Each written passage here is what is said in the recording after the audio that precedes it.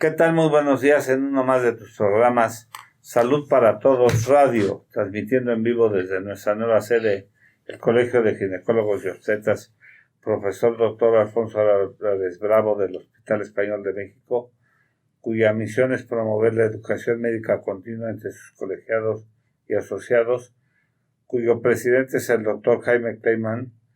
Cabe mencionar que es un programa sin fines de lucro. Nos puedes escuchar y seguir en todas las redes sociales como Salud para Todos Radio.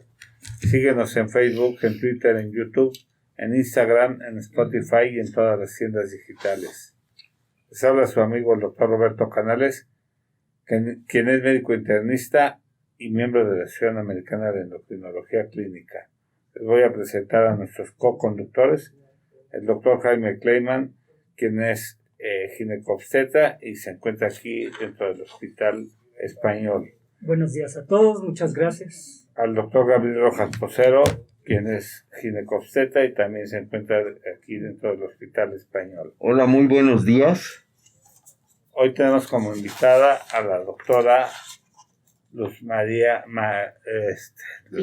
Rivero Sañorbe, quien es otorrinolaringóloga, quien tiene formación en el Hospital Central Militar y se encuentra en el Hospital ABC en la Torre Mackenzie.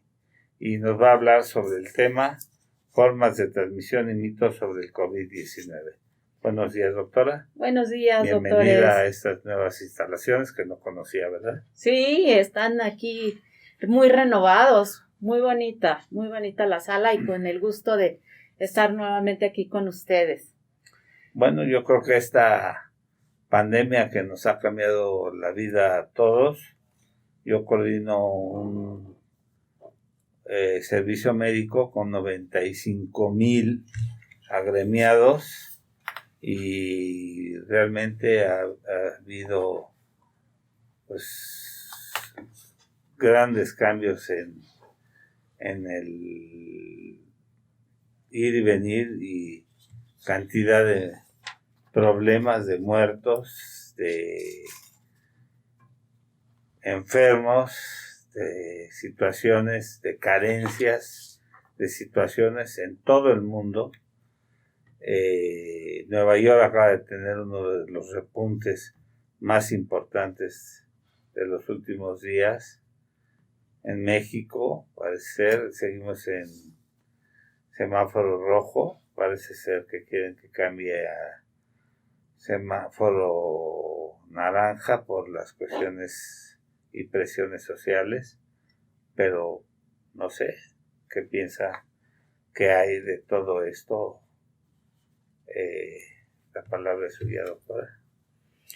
Ok, buenos días a todos. Pues creo que es un tema del cual tenemos muchísimas cosas que decir desde el punto de vista de salud, social, económico. Es algo que ha venido a impactar ciertamente, como dice el doctor Canales, nuestra vida en todos los aspectos.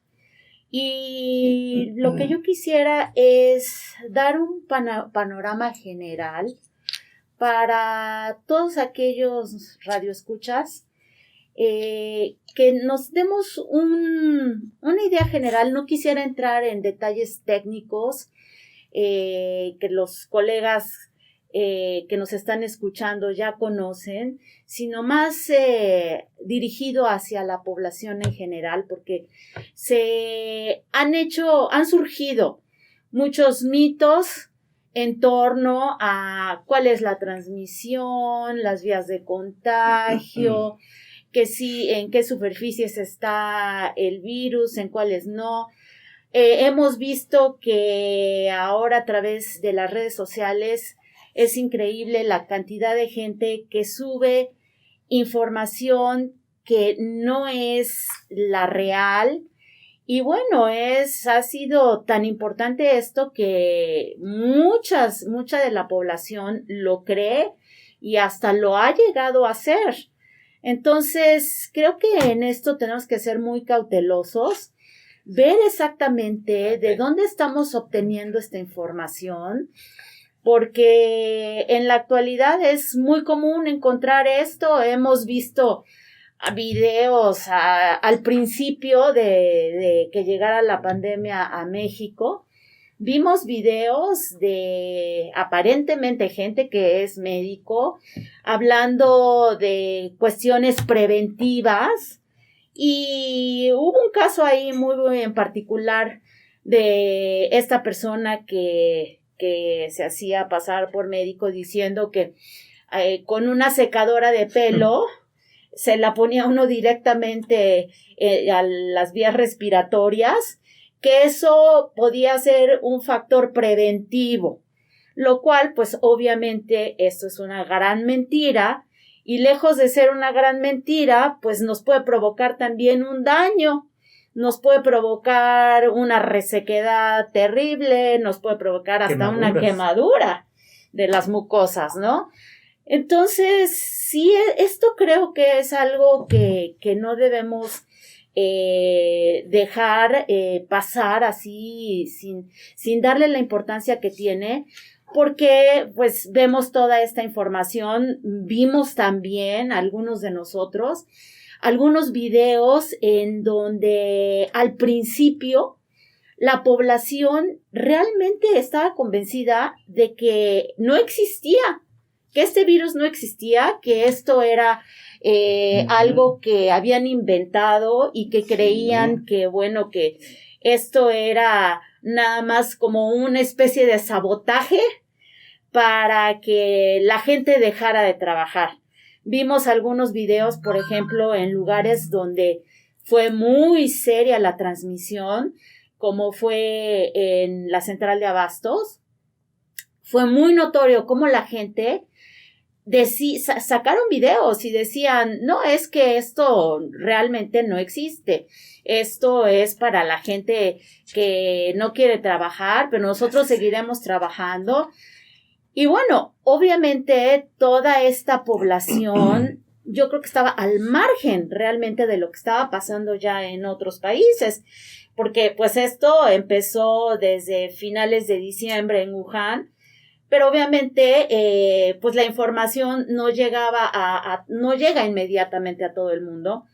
Entonces se confiaron en estos mercados donde acuden grandes cantidades de gente. Obviamente no tomaron absolutamente ninguna medida,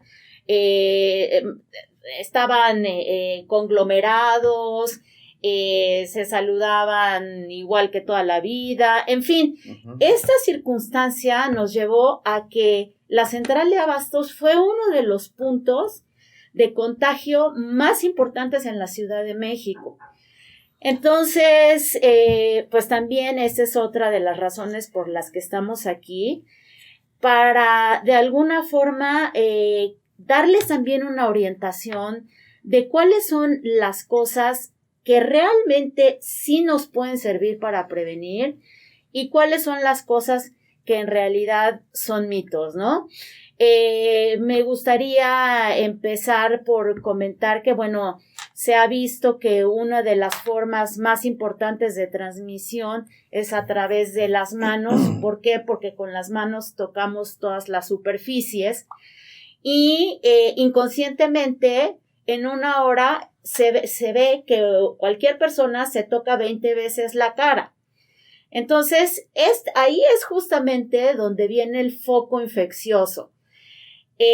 ¿Cuál es el objetivo de usar el cubrebocas? Que esto ha sido también un concepto que se ha debatido mucho, que sí, que no sirve, que todo el mundo da sus opiniones, pero en realidad lo que la Organización Mundial de la Salud ha visto es que sí es muy importante protegernos. ¿Por qué? Porque al hablar todos emitimos algo que se llaman gotitas de flush, que son unas gotitas microscópicas que no alcanzamos a ver, pero que a la hora de hablar emitimos. Y entonces si yo estoy sentada a una distancia que no es menor de 2 metros, obviamente es muy fácil que yo contamine a la persona que está a los lados míos.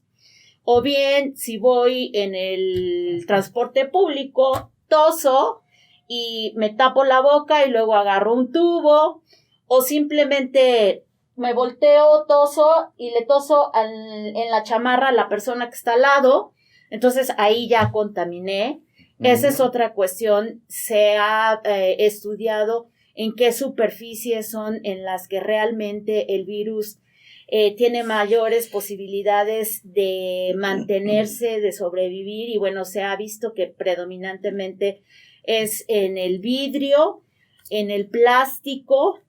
Se dice que por esto es tan importante que estemos todo el tiempo usando el lavado de manos, de preferencia con agua y jabón. Eso es lo mejor de todo. Los sanitizantes, en realidad, lo ideal es utilizarlos cuando estamos fuera de casa y no tenemos una forma de acceder a lavarnos las manos con agua y jabón. Entonces, está correcto, cada vez que tocamos una superficie, hacernos una limpieza de manos en forma adecuada,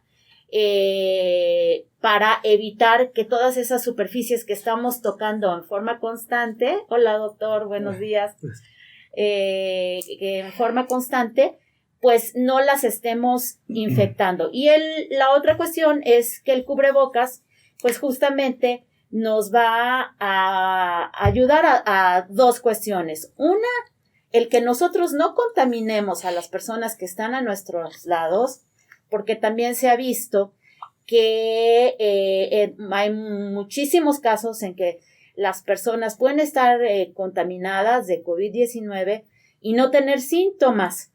Entonces, esa es realmente la población que nos preocupa. Todos aquellos que sin tener sintomatología pueden estar contaminando a la población que sí es de mayor riesgo. Ya se ha hablado mucho de cuáles son los pacientes de mayor riesgo. Rápidamente lo repetimos, son los pacientes con hipertensión, obesidad, diabetes, problemas cardiovasculares, pacientes fumadores, pacientes con enfermedades pulmonares.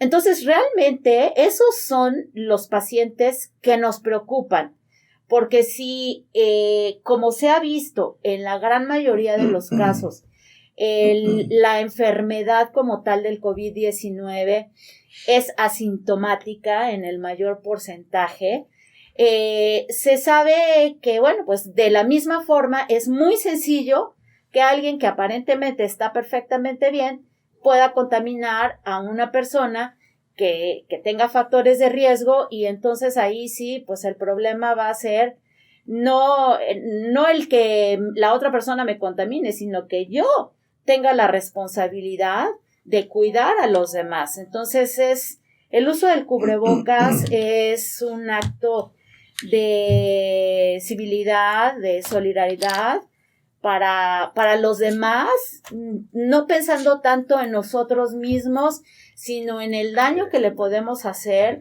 a la gente que está cerca de nosotros. Y bueno, como ya lo hemos platicado, o se ha platicado en muchas ocasiones, los mayores de 65 años y las personas que tienen estos factores de riesgo. Preguntas, creo. Sí, mira, ya llegaron muchas preguntas, Lucy, entonces mejor irlas contestando porque si no, se nos van a juntar y qué vamos a hacer, ¿no? Bueno, pues a los que nos están sintonizando ahorita estamos revisando el tema mitos y realidades con la doctora Lucy Viveros Añorbe, médico otorrinolaringólogo del Hospital ABC. Entonces, por favor, mándenos todas sus dudas, sus preguntas. Iniciemos con saludos. Saludos a Ricardo Gil, que estuvo con nosotros, doctor Antonio Gaona, la doctora Maru, que nos está sintonizando. Lidia Araceli. Hola, doctora Maru. Mi esposa te manda a saludar, Qué Lucy. linda. A todos los beso. manda a saludar. Y pues También mira. Ana Luz Oliva. Exacto. Y la primera pregunta son dos muy importantes. Ahorita que estabas hablando de eso, la primera, que si los guantes sirven. Y la segunda, doctores, ¿es posible que esté contagiado y no saberlo y contagiar a alguien más? ¿Cómo lo puedo saber? ¿Solo haciéndome la prueba o hay alguna otra forma? Ricardo manda esa pregunta. Son esas dos preguntas Hay otro que dice, si ya padecí COVID y ya salió del COVID, ¿cómo debe de cuidarse?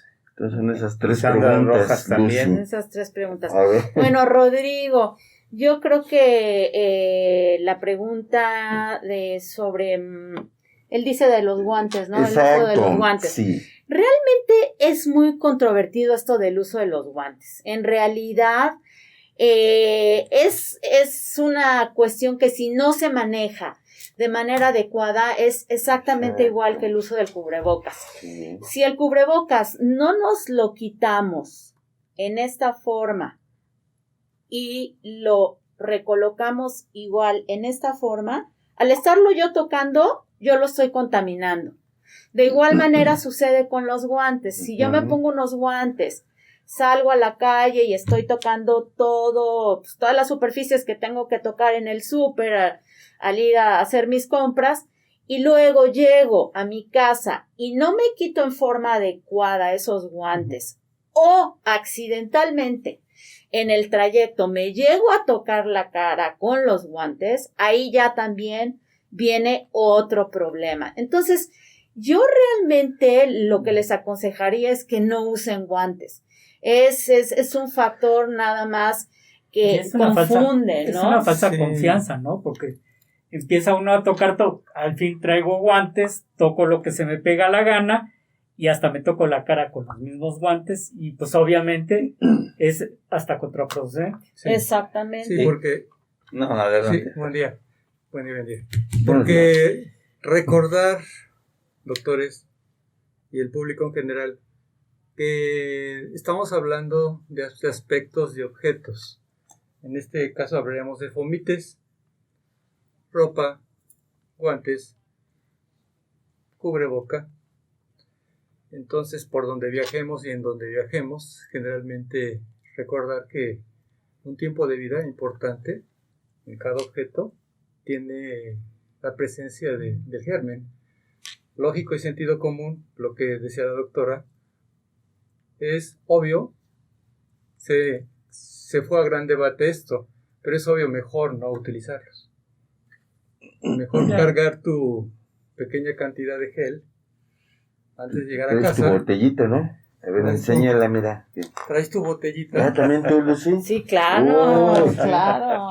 No, yo- Esa no puede fallar. Sí, Cuando sale uno es muy de práctico.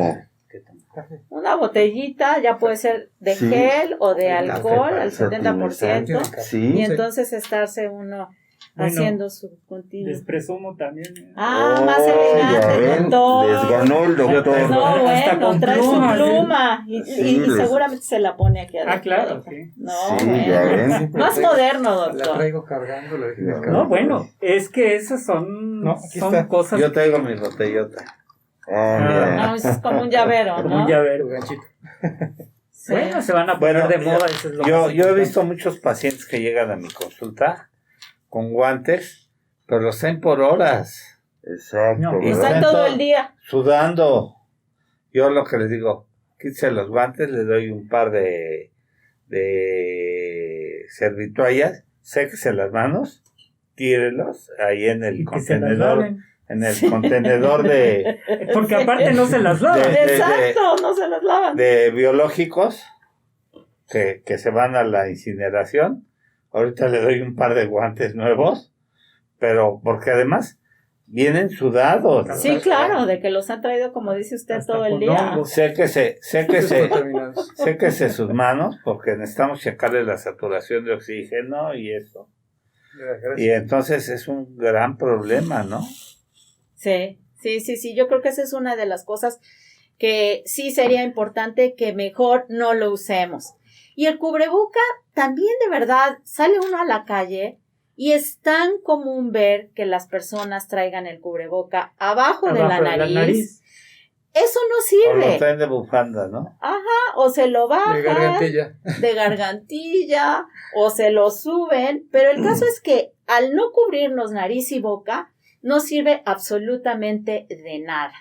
Entonces, también, si una persona se va a estar moviendo el cubrebocas todo el día, tocándoselo y haciendo esos movimientos, pues realmente el objetivo es del cubreboca que no se toque uno la cara también, no nada más el cubrir el flujo de gotitas de saliva, sino no estarse tocando la cara, y vemos todo lo contrario.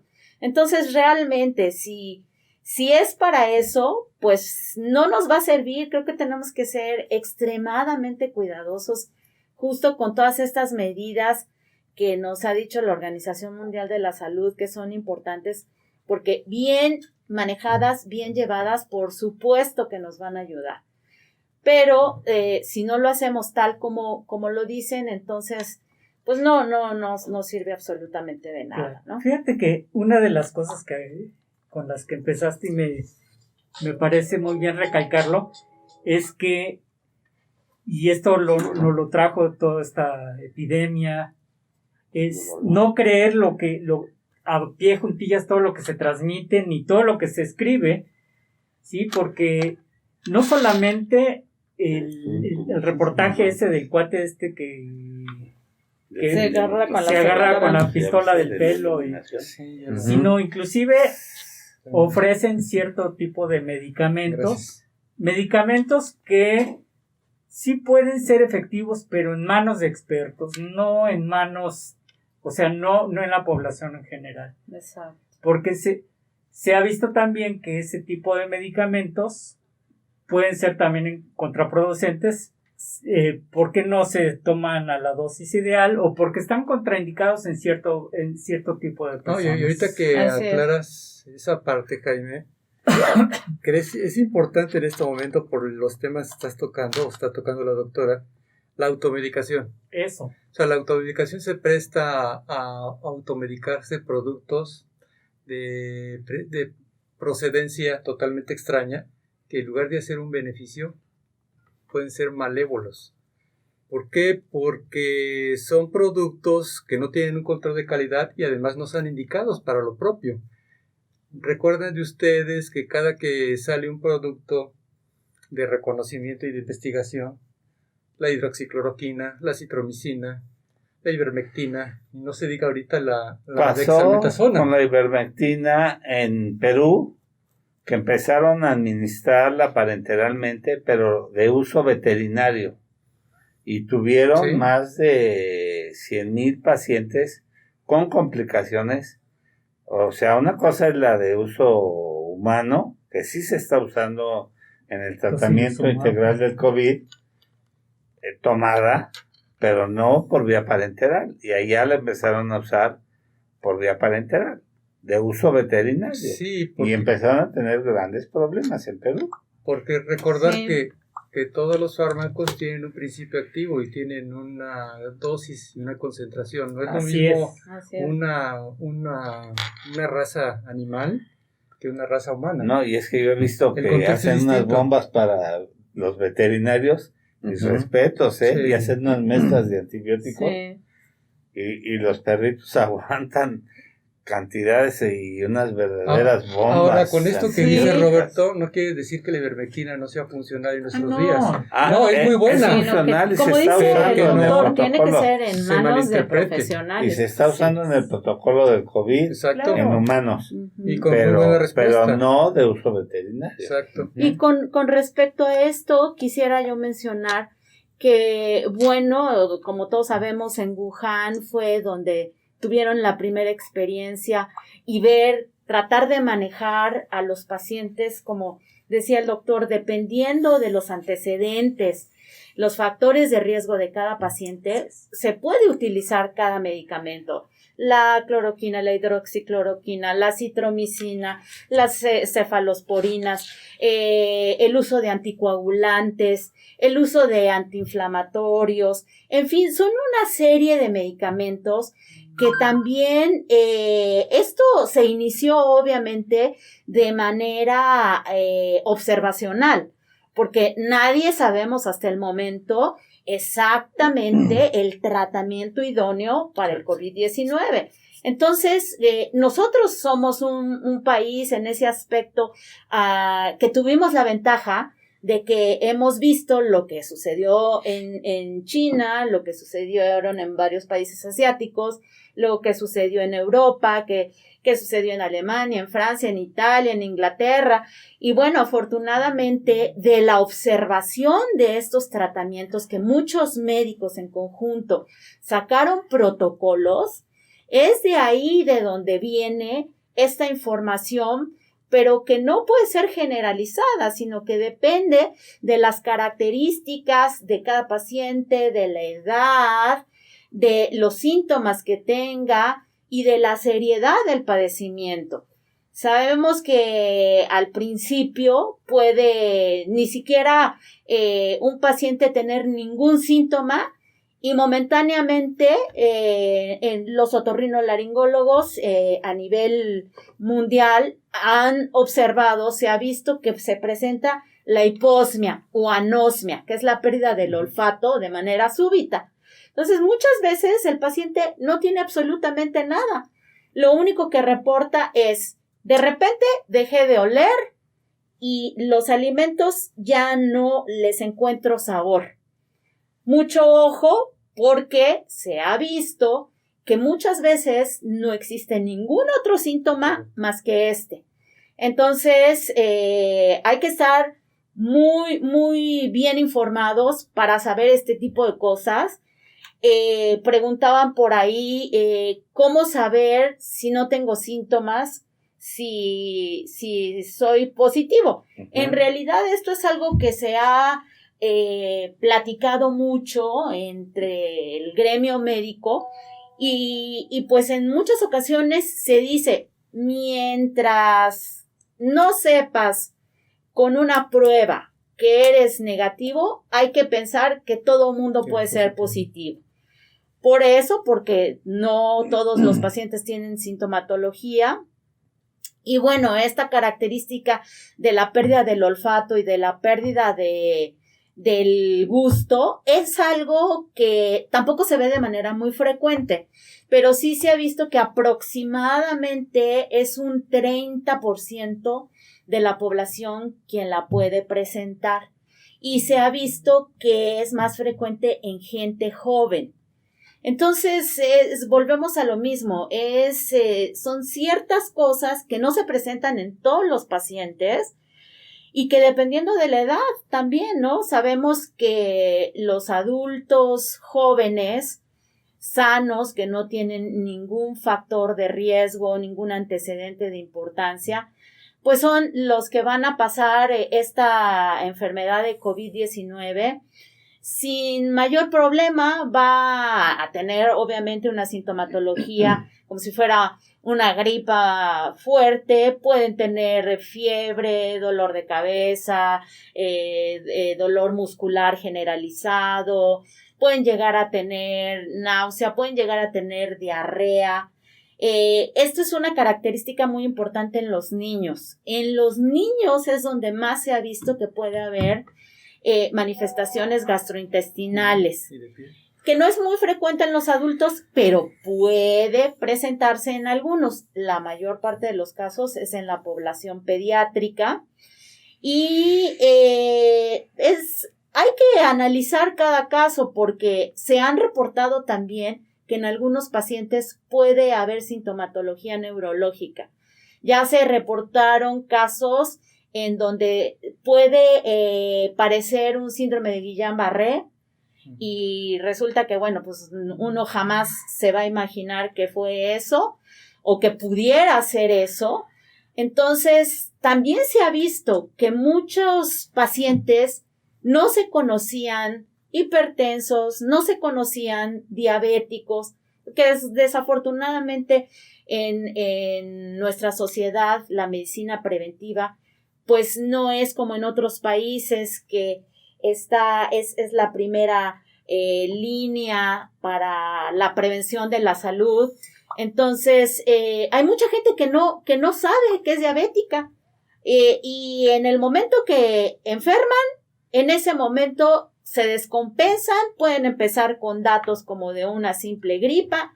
Resulta que empiezan a deteriorarse mucho más rápidamente de lo que habitualmente un paciente no debe de deteriorarse, y resulta que es un paciente que ya llega al hospital descompensado porque no sabía que era diabético, porque no sabía que era hipertenso, y pues muchos, los fumadores, por ejemplo, ya ellos muchas veces no lo niegan, saben que pueden tener la posibilidad de desarrollar un problema pulmonar, pero bueno, el paciente que fuma siempre trata de evadir el que no le va a pasar nada, y entonces pues son pacientes que también siempre van a tener mayor riesgo.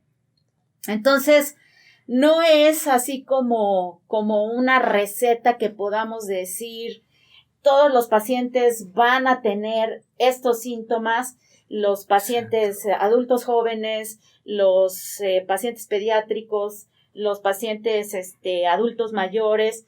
Cada caso es un universo.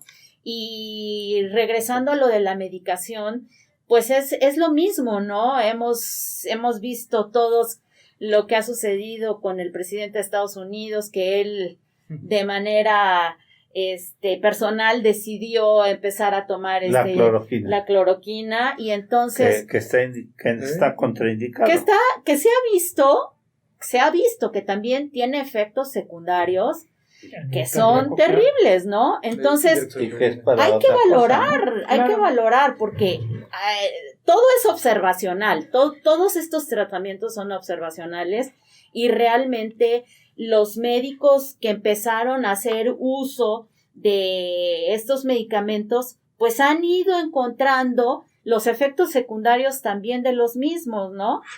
Con respecto a esto, se ha visto, por ejemplo, que hay algunos antibióticos que no es muy conveniente combinarlos, por ejemplo, con algunos antivirales. ¿Por qué? Porque pueden darnos también efectos secundarios no esperados. El uso hasta de los analgésicos.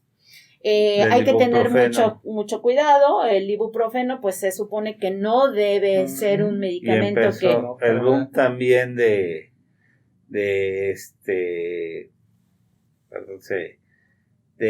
los anticoagulantes, ¿no? Eso también ha sido muy serio, porque la gente dice, ay, ¿me puedo tomar una aspirina? Porque me dicen que eso puede ser bueno. No, momento, no cualquiera puede tomarse una aspirina. Si es un paciente que padece de gastritis, si es un paciente que ha tenido reflujo, son pacientes que si empiezan a tomarse la aspirina a dosis altas, pueden terminar con un sangrado gastrointestinal o una úlcera. Daño renal. Entonces, no es nada más de que me tomo como receta de cocina. Muchos pacientes dicen, oiga, ¿qué me tomo? He escuchado que la vitamina C, he escuchado que me puedo tomar un antiviral.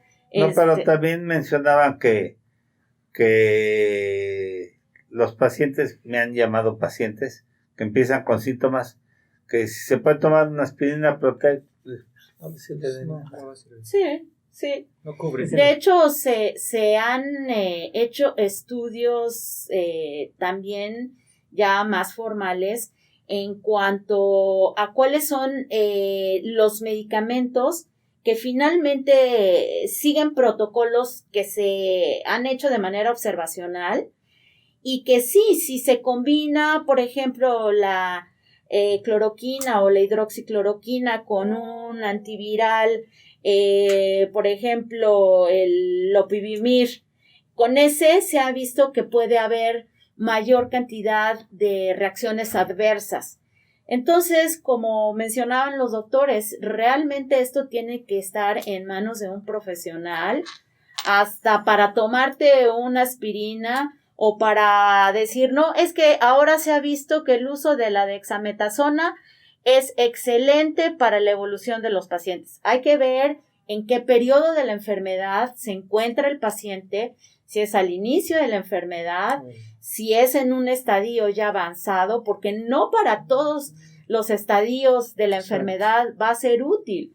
Entonces, sí es una cuestión que en nuestro país debemos de ser muy cautelosos, porque bueno, aunque han cambiado las leyes, las reglas en salubridad y que hay algunos medicamentos que se tienen que surtir solamente con receta, existe todavía muchísima automedicación porque escuchan información también en las redes sociales.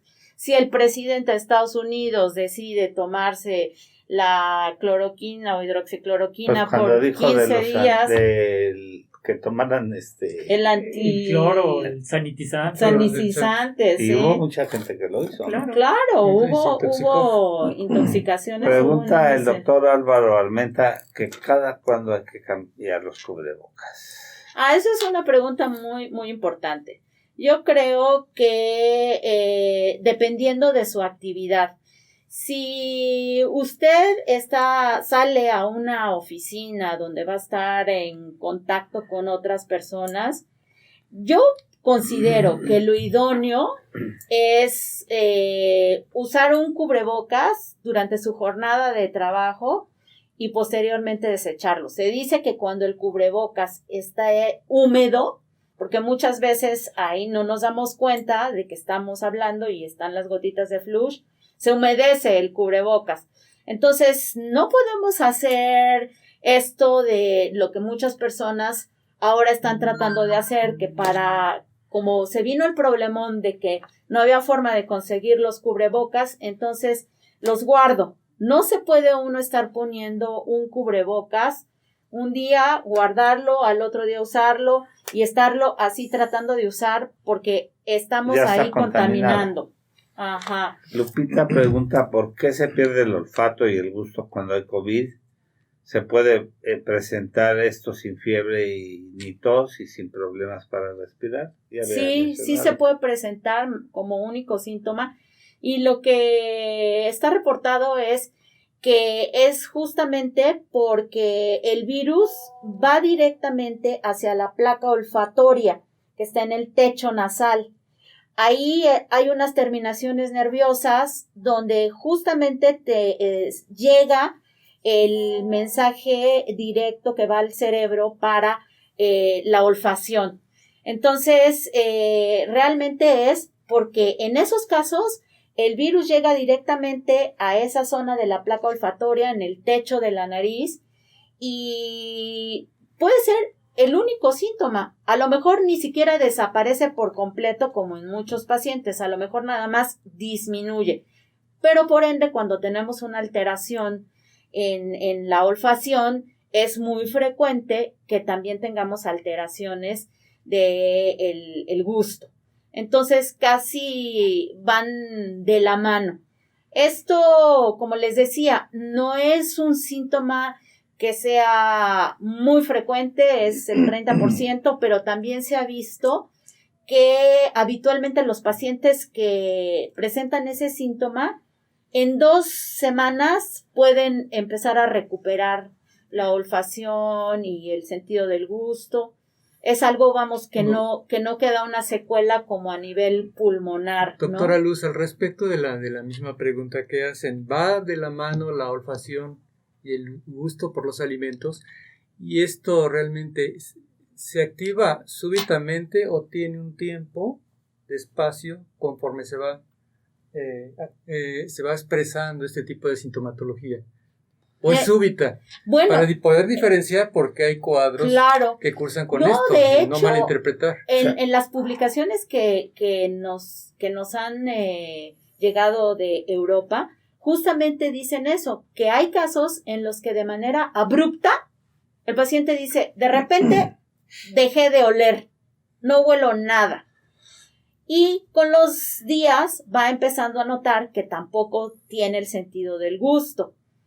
No en todos puede ser de manera abrupta, pero en algunos lo único que notan es que no huelo igual, no me huelen las cosas de igual manera. A la parte sensitiva de los pares craneales. Sí, justamente a las terminaciones nerviosas del bulbo olfatorio. En la parte sensitiva. Sensitiva, entonces pues puede ser abruptamente. Bueno, ya hay muchas preguntas, ya nos regañaron que por qué no estamos pasando las preguntas. Nuestro colega, el doctor Marco entonces, Antonio, ahí va, ¿no? mira, espérame, porque estos están antes, desde las 9:15 están estas preguntas, dice que por qué no las contestamos.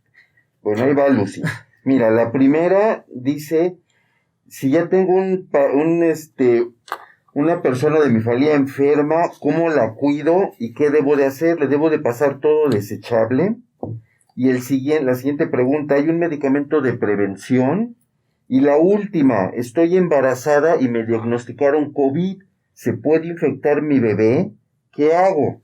Okay. Esas 3 preguntas, ¿no? Entonces, sí, en realidad la paciente que tiene embarazada, pues sabemos que existe la posibilidad de que pueda contaminar al bebé. En eso, ustedes 2 doctores son los que tendrían que tomar la palabra. Yo tomo la palabra. Bueno, se sabe hasta ahorita que no hay una transmisión directa. ¿Qué significa esto? Que la mamá le pase el virus al bebé inútero. Pero curiosamente, el día de hoy justamente estaba viendo un reportaje de unos triates que los triates son COVID positivo, la mamá y el papá son COVID negativo. Que alguien me explique. Sí, lo que todos quieren saber. Entonces, pero sí hay varios estudios y sí el American College de Ginecología sí ya estipuló que no hay una transmisión directa y que sí se puede lactar a los bebés, o sea, no pasa a través de la leche y sí pueden amamantar a sus bebés siempre y cuando usen cubrebocas, se laven las manos y tengan las medidas. Entonces, en ese aspecto, no sé si quede... La mayoría de los casos no hay transmisión. La mayoría de los casos, por lo que se ha visto, y te voy a decir una cosa, y no me van a dejar negar, que desde que empezó la pandemia hemos platicado, hemos tenido varias reuniones, y muchas de las cosas que decíamos hace 2 meses, hoy ya no son verdad. ¿Por qué? Porque ha cambiado. De hecho, yo recuerdo que al principio se decía que por ningún motivo teníamos que usar esteroides para el tratamiento, y ahorita es parte de dexametasona. Exactamente, y ahorita es parte del... En cierta etapa. En cierta etapa.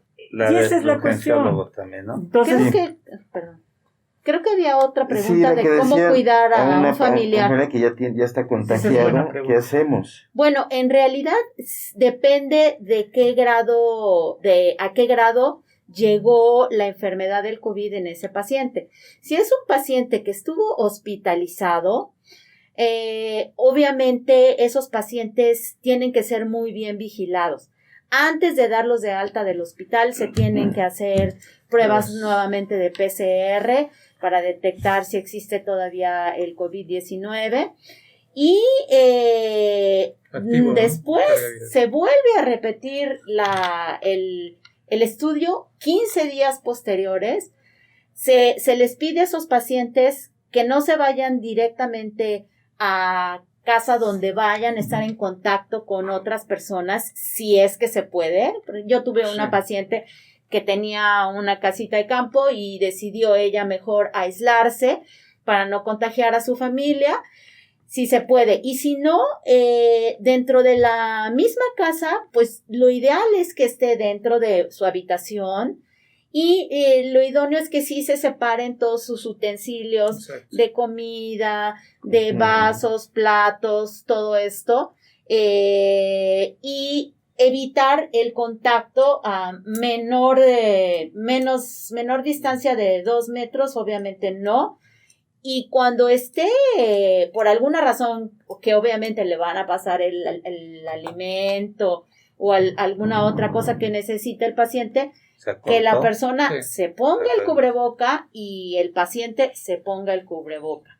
Entonces, bueno, esas sí son cuestiones importantes, pero si es un paciente que estuvo hospitalizado, eso sí lo tiene que seguir manejando su médico tratante, porque tiene que esperarse por lo menos a que salgan 2 pruebas mínimo de PCR negativas para poder decir que realmente ese paciente ya está libre de COVID. Y esas 2 Sí, pruebas, liberando. ¿con qué tiempo de...? 15 días aproximadamente entre una y Entre la una y otra. Sí, porque Sí. se ha visto que después de 10 días todavía hay eliminación de carga, aún con las pruebas de rutina de contemplación, que cuando dan de alta al paciente, todavía sigue liberando Claro. base a 10 días. Entonces, por Sí. eso la recomendación, como dice la doctora Luz María. Sí. Y las pruebas rápidas están en base no a PCR, o sea, a ver la carga viral, sino a inmunoglobulinas. Así es. Aparte de las inmunoglobulinas. Las pruebas serológicas en realidad para lo único que nos van a servir es para saber si estuvimos en contacto con el virus COVID-19 o no. No es una prueba que se considere para diagnóstica, para poder decir este paciente tiene COVID, pero sí en el caso de, por ahí había otra pregunta que decía, si a mí ya me dio COVID-19, ¿cómo sé si me puede volver a dar? Es otra gran pregunta que ha salido y que todavía no sabemos con exactitud. Al parecer, lo único que se sabe es que el virus del SARS, en el momento que surgió en Asia, dejó pues aproximadamente unos 2 años de protección en los pacientes que lo sufrieron. En este momento todavía no sabemos cuánto tiempo nos va a durar esa inmunidad. Exacto. Entonces, por eso se ha hablado tanto del regreso a la nueva normalidad, porque finalmente no sabemos eso, cuánto tiempo durará esta inmunidad después de haberla padecido. Entonces, tendremos que seguir usando los cubrebocas, seguir con el aseo de manos, tendremos que seguir manteniendo la distancia hasta que no tengamos finalmente la vacuna, que como todos sabemos también ya hay muchos países que están trabajando sobre la vacuna, hay muchos que van más adelantados que otros, se están haciendo aún las pruebas, no es fácil sacar una vacuna porque primero se tienen que hacer justamente estudios en animales. Y ahorita está aprobada la fase 4 en 3 de vacunas en Estados Unidos por la FDA. Uh-huh. De hecho, ese es un dato más técnico, pero hay una vacuna que es la mRNA 1273 que está en desarrollo y que se está planeando para que sea una vacuna a 3 dosis. Y hay otra que también está en proceso, que es la INO 4800, que esa se está programando para que sea a 2 dosis. Sin embargo, bueno, estamos todavía en espera de eso. No hay una hay que tomar en cuenta que estamos luchando contra una cepa de un virus y esa cepa puede cambiar al año que sigue, como pasa con la influenza, que este año nos vacunamos contra la influenza y el año que ya viene mutó. Ya cambió, entonces tenemos que volvernos a vacunar. Actualizando la influenza como el cuadro cada año. Exactamente, como el cuadro clínico en razón a eso es muy diferido, es muy difuso y la interpretación tiene que ver mucho también con el comportamiento mutagénico del germen. Exacto. Entonces es lo que estamos ahorita en boga, porque al respecto lo que decía la doctora Luz María, ¿qué tanto tiempo me puede durar la producción de anticuerpos? ¿Inmunidad a razón de qué? ¿De la mutación? ¿O de que algo que tengamos ya específico? Se habla mucho de las vacunas, pero todavía no la tenemos. Así es. Entonces se lleva tiempo. Sí, hay otro detalle por ahí que me gustaría comentar con respecto a la población que tiene mascotas. También se ha hablado mucho de que si puede existir la transmisión entre los animales. Se ha visto en términos generales que los animales como tal no lo transmiten. Sin embargo, sí existe la posibilidad que un humano contagie a un perro, por poner un ejemplo. existe la posibilidad, se ha visto en muy, muy raros casos, no es algo frecuente, pero sí está reportado. Entonces, lo que aconsejan los veterinarios es que, al igual que el resto de la familia, los perros, por ejemplo, que son los animales que más se tienen que estar sacando a la calle, pues que de preferencia no interactúen con personas que no conocen, que no los dejen interactuar muy cerca porque no sabemos si son portadores positivos.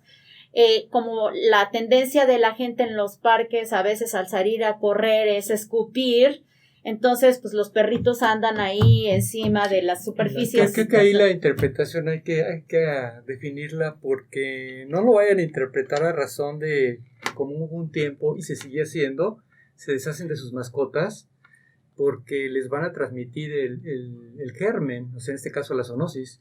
Siempre ha existido el coronavirus de alguna manera en la especie animal, para definirlo, identificarlo, no es novedad. Lo que pasa a razón de ser es como todo. Lo que comentas ahorita, doctora, es como una forma de vector. Si estás tocando una superficie que está contaminada, ¿cuánta persona no es vector en la calle? Así ¿Sí? es. Muchísima. ¿Cuántas personas están en contacto con sus animalitos? Uh-huh. Entonces, no es tanto que te vayan a dar la enfermedad los animalitos, para que no se dejaran sus animalitos, porque eso sería una crueldad, sino cursan como vectores. Por eso la recomendación es lavarle sus patitas. Así es. Pasearlos, para evitar este tipo de manifestaciones, sobre todo cuando los sacan a pasear. Exactamente. Y como mencionas, doctor, en realidad este coronavirus pues ha existido, se ha presentado ya esta infección de coronavirus tanto en humanos como en animales, y no es exactamente el COVID-19, pero sabemos que existen muchas otras formas del mismo coronavirus que afectan a algunos animales. Y justamente eso es un punto importante de diferenciar, que sí pueden las mascotas sufrir ese coronavirus, no específicamente el COVID-19, pero como decía el doctor, realmente, por ejemplo, salir a un lugar donde va a estar en contacto con superficies que están contaminadas, sí hay que regresar y lavarle sus patitas con agua y jabón. Mucho ojo, hay que evitar los desinfectantes, el cloro, cualquier sustancia que pueda provocar irritación en la piel, porque también se ha visto que en el afán de limpiar, pues nosotros salimos a la calle y podemos poner un tapete con cloro, pues no le pasa nada al zapato, ¿no?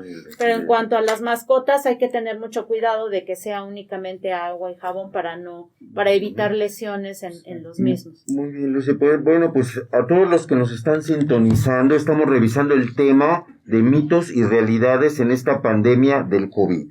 Hay una pregunta muy importante que justo surgió el día de antier. Es de nuestro amigo el urgenciólogo Marco Antonio Villalobos, que ha estado aquí con nosotros. Ajá. Y que toda la gente se ha estado preguntando, sobre todo en el sector médico. Dice, ante un temblor, ¿qué es lo que se hace el personal del hospital? ¿Qué debe de hacer con pacientes de COVID? Exacto. Y esto lo podemos trasladar a pacientes de terapia intensiva, que no están precisamente ahí por COVID, pero están en estado crítico. ¿Cómo se actúa? Él pregunta. Pues lo mejor es no mover al paciente. Obviamente, si es un paciente que está en terapia intensiva, está intubado, No se puede. lo ideal es que todo mundo se quede tranquilo.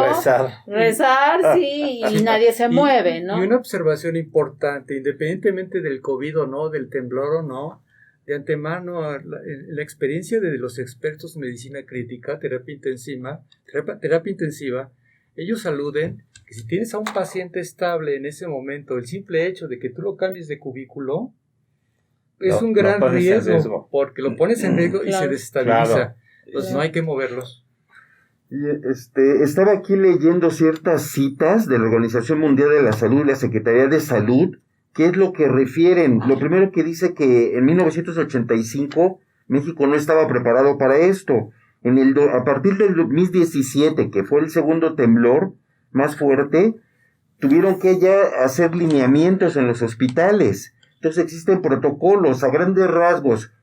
Se presenta el temblor, todo mundo, personal, familiares, se tienen que resguardar en las zonas de menor riesgo, como son alejados de las ventanas, cerca de los muros, y deben de estar señalizados. Pasando el temblor, se procede a evacuar a todos aquellos que no están en estado crítico, personal médico y familiar. Después tiene que revisarse la estructura del hospital.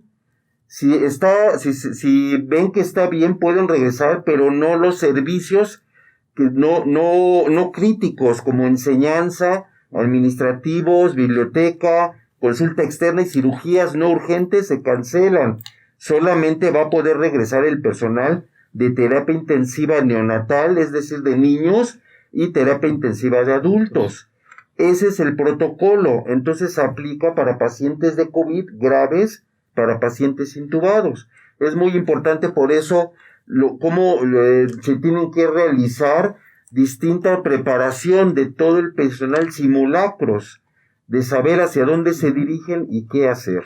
La raza se hacía tremendo, ¿eh? Sí, Sí, sí, se vio claro. como el hospital Sí, se movía una sí, de sí, las sí. torres. Y sí. saludos a nuestra radioescucha Luisita Pérez, que es familiar de Maru Ramírez. Ah, ok. Muchos saludos. Le manda a saludar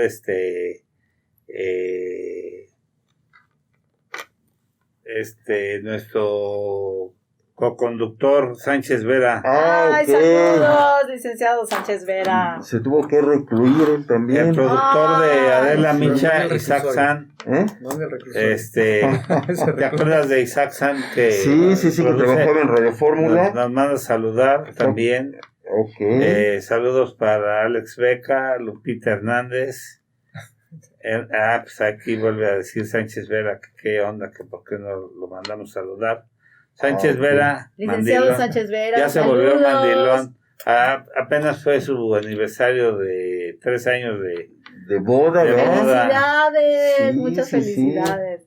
Sí, imagínate. Pregunta Marco Antonio si habrá nuevo rebote después de que toda la gente salió de sus casas sin protección. No lo sabemos. No lo sabemos. Ahí la 15 gente días lo que buscaba platicamos. era salir, Sí. ¿no? Desafortunadamente Pues sí, se está sí. viendo. Saludos a la maestra Diana Tepepa, que también es nuestra escucha. Y bueno, pues hay a Gremly Cruz, que estuvo con nosotros también, la tanatóloga Zuleidi Franco, Pedro Méndez, Emi Camarena, Sonia González, pues Alejandro Rodríguez Alcántara y mucha gente que está escuchando el programa. Están aquí Ana Luz Oliva y tanta gente que está escuchando aquí el programa. Y pues hay muchísimas preguntas. Creo que hay más preguntas, Gabriel. Sí. Entonces, otra cosa que preguntan, dice, ¿es verdad que el virus puede estacionarse en el agua y la ropa por días? Marisol pregunta. Ujú. Ujú. En el agua. Bueno, en realidad también ese ha sido otro tópico muy controversial porque se ha hablado de cuánto tiempo puede durar en el aire, en las superficies. Entonces, realmente lo importante es que si uno acude a un lugar donde hay otras personas, por ejemplo, las empresas que ya regresaron a trabajar, por ejemplo, las armadoras, ¿no? Esas personas están trabajando con todo su sistema de protección, pero sí lo idóneo es regresar a casa, quitarse la ropa, echarla a la lavadora, lo primero que se debe de hacer, y meterse a bañar. Más vale exagerar.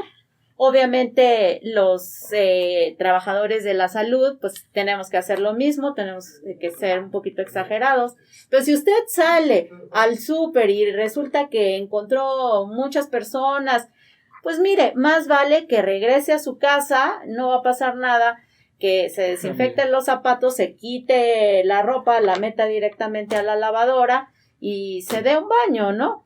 Eso por el regreso a la nueva normalidad, yo creo que sí vale la pena tomarlo en cuenta, ¿no? ¿Qué otra Muy cosa? bien, que si nos puedes dar tus datos, Lucy, que dónde te localizan y tus redes sociales Acá sale el para pan. tus fans. Mi correo es dra.viveros@hotmail.com. Me encuentro en el Hospital ABC de Observatorio, en la Torre de Consultorios Mackenzie, en el 3er piso. Quien quiera comunicarse conmigo directamente a mi WhatsApp es el 55 15 71 49 92. Okay. Cualquier cosa, alguna duda, alguna pregunta, con mucho gusto se las respondemos. Excelente. Pues mandamos saludos a otro de nuestros colaboradores, el doctor Omar Flores Juárez. Un saludo. Muchos saludos, Omar. Saludos, Omar. Te extrañamos y aquí estamos, aquí esperándolos para cuando regresen. Y pues, me tengo que retirar, muchas gracias, voy a trabajar. Y ya saben, síganos en todas las redes sociales. Facebook, Gracias. @Salud para Todos Radio, todas con mayúscula. Instagram, Spotify, YouTube, todas las plataformas digitales y por supuesto Twitter. Esperamos sus comentarios. Gracias. Adelante. Ahora tienen que agregarle Salud para Todos Radio. Exacto. Facebook, @Salud para Todos Radio, todas con mayúscula. ¿Ok? Muy bien. Pues Lucy, qué bueno que estás aquí con nosotros. Ay, al contrario, muchas gracias. Y mira, otra pregunta que está llegando, digo, probablemente como médicos la sabemos cualquiera de nosotros, preguntan si la conjuntivitis, es decir, inflamación de los ojos, también es un dato de COVID o no. Es lo que están preguntando. Eso es importante también saberlo dentro de lo que ya estuvimos platicando, el no estarse tocando la cara, no estarse tocando los ojos, que ya sabemos que inconscientemente estamos durante el día tocándonos frecuentemente la cara, pues lo ideal es no estarse tocando porque sí definitivamente puede ser una vía de entrada si traemos las manos contaminadas y nos tocamos los ojos o nos tallamos los ojos, puede ser una vía de entrada. Entonces, de preferencia, evitar el estarse tocando la cara, el cubrebocas. El cubrebocas, desde que se lo pone uno, debe de mantenerlo sin tocarlo. Y otra cuestión que también yo creo que es importante que mencionemos es que qué va a pasar con todos los cubrebocas que ahorita estamos desechando. Es un problema enorme porque hemos sabido que las personas que trabajan en la recolección de los desechos están tratando de reutilizar estos cubrebocas para venderlos. Sí. Entonces, hay que tener mucho cuidado. Cuando usted vaya a desechar un cubrebocas, lo ideal es cortarlo, ponerlo en una bolsa de papel y pues lo ideal sería ponerle una marca, decir material infectado y ya echarlo a la basura. Porque es terrible, sale uno ya a algunos parques y están tirados los cubrebocas. Es una pena. Es terrible, o sea, así como tiran el Kleenex, ahora tiran el cubrebocas en la calle. Sí. Y eso es un foco infeccioso. Entonces, por favor, esa es otra cosa que les pedimos a todos nuestros radioescuchas. Y otra cosa que me gustaría agregar, generalmente la mayor de los seres humanos en calle usan el cubreboca por requisito para poder entrar a un centro de servicio. Pues es muy triste. Aludiendo al principio, ¿no? Cómo lo usan, porque ese es su requisito como tal, pero no propio para lo que es el cubreboca, y terminan por tirarlo. Eso es muy importante. Y lo tiran en la calle, ¿no? En el parque, en la banqueta. Muy mal uso, sí. O sea, eso es terrible. Entonces, que hagan conciencia que ese cubreboca es por algo. Claro. Que lo usen realmente como lo tienen que usar. Y no estar tratando de reusar el mismo cubrebocas guardarlo y al otro día volverlo a usar. Si el cubrebocas se humedeció durante mi periodo laboral, ese cubrebocas se desecha y hay que utilizar otro nuevo para el siguiente día.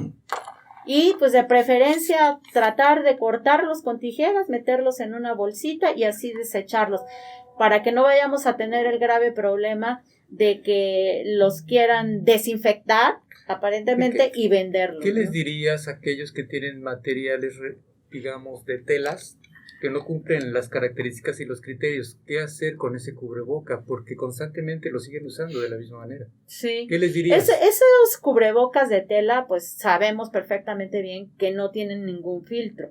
Entonces, lo ideal es ponerse lo doble o 3 capas.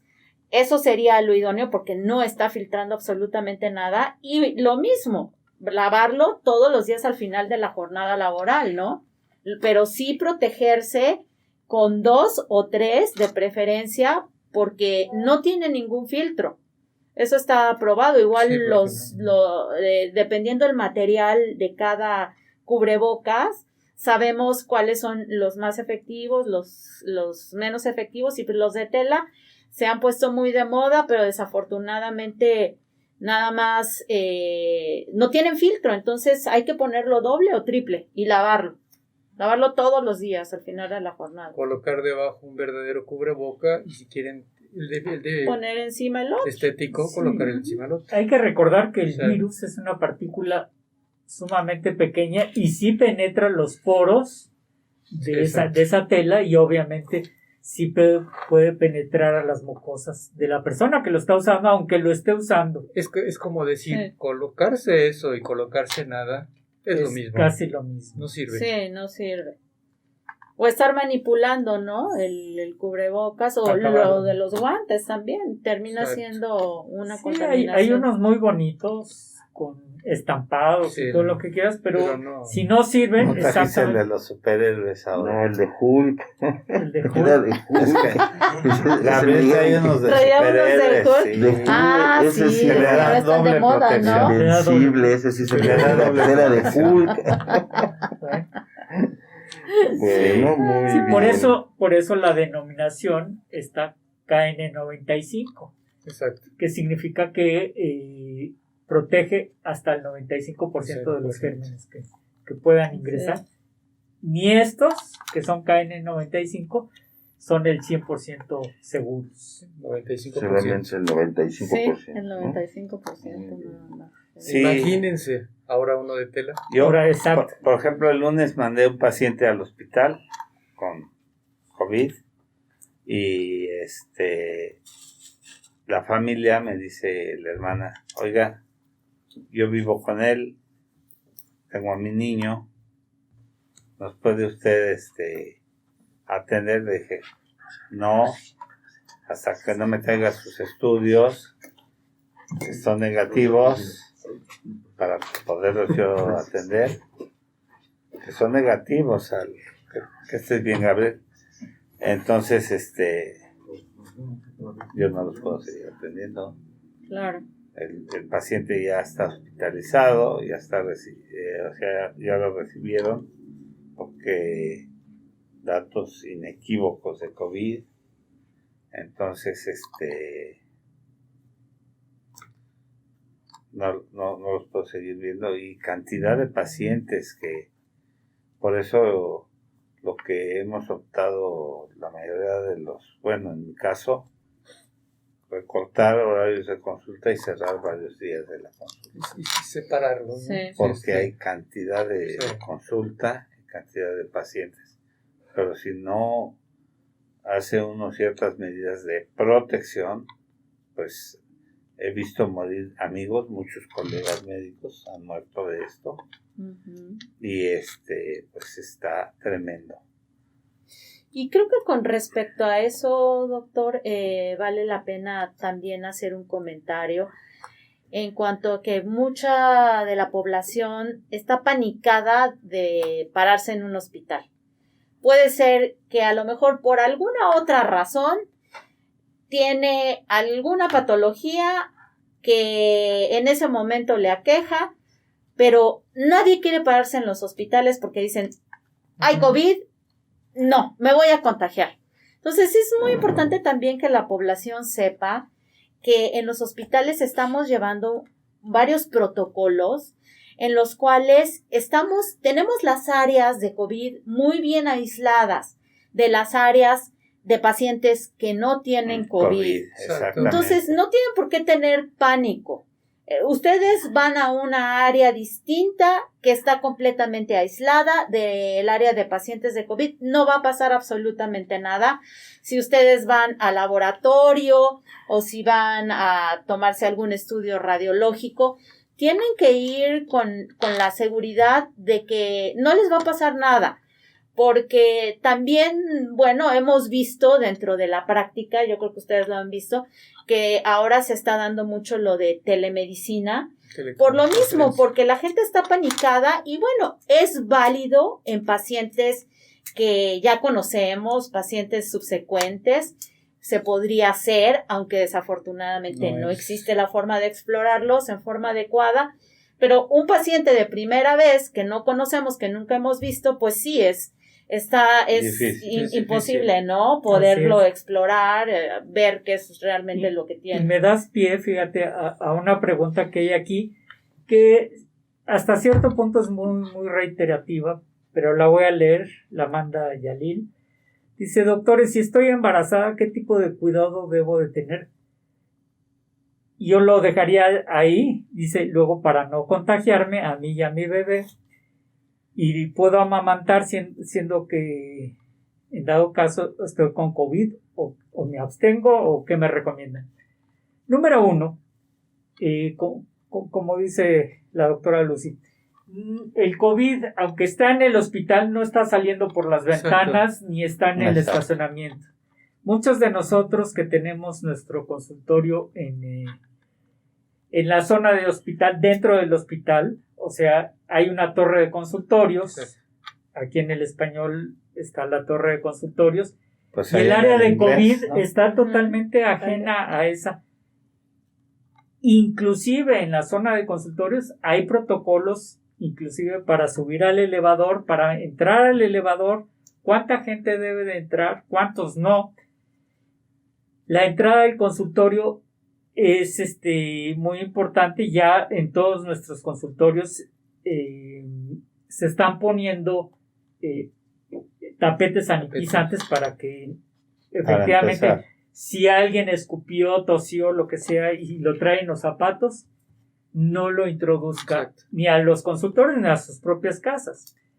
Eso es 1.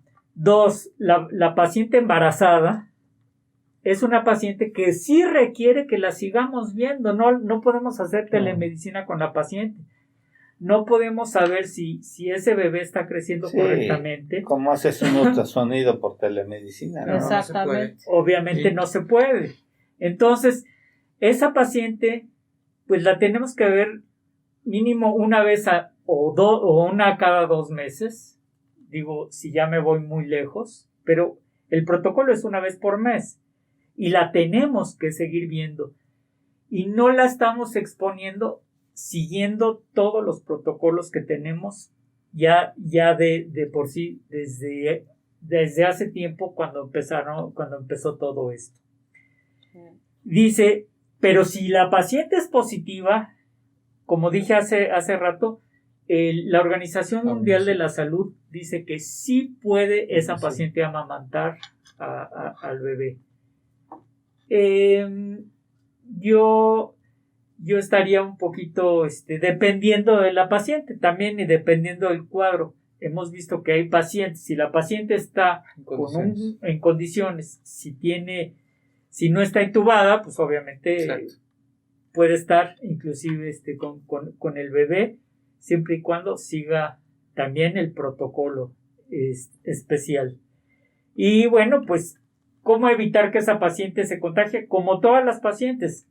O sea, si acude a la consulta, el día que acuda a la consulta, se dedique nada más a acudir a la consulta, que siga todos los lineamientos específicos, o sea, cubrebocas, lavado de manos, sanitizante, y cuando regrese a la casa, que haga lo que todas las personas tenemos que hacer. Nos quitamos los zapatos, ¿sí? Podemos ponerle sanitizante a los zapatos y entrar descalzos a la casa. Su ropa, ¿no? Y la ropa, exactamente. Y llegando a la casa, cambiarse de ropa. Y si queremos y estamos un poquito más alterados, podemos inclusive hasta tomar un baño. Ahora, fíjate, bueno, sí, está toda la respuesta.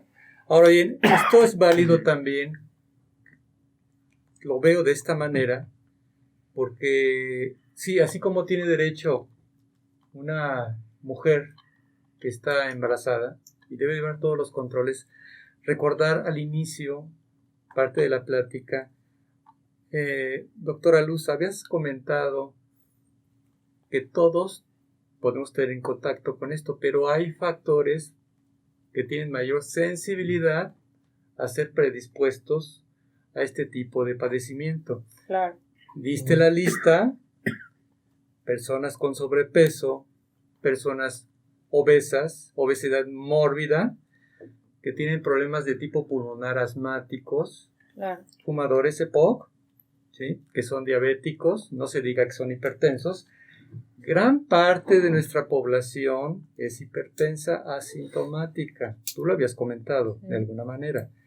Entonces, si ya tenemos pacientes cautivos y pacientes que tenemos en control, a menos que no sean desconocidos de primera intención, bueno, vamos a nosotros a individualizar los pacientes y llevar a cabo ese cierto tipo de medidas, como lo comentaste, Jaime, ¿sí? Entonces, es válido de alguna manera que todos los pacientes sigan su control médico, que se pongan de acuerdo con su médico de cabecera o sus médicos. ¿Por qué? Porque no pueden abandonar sus tratamientos. Claro.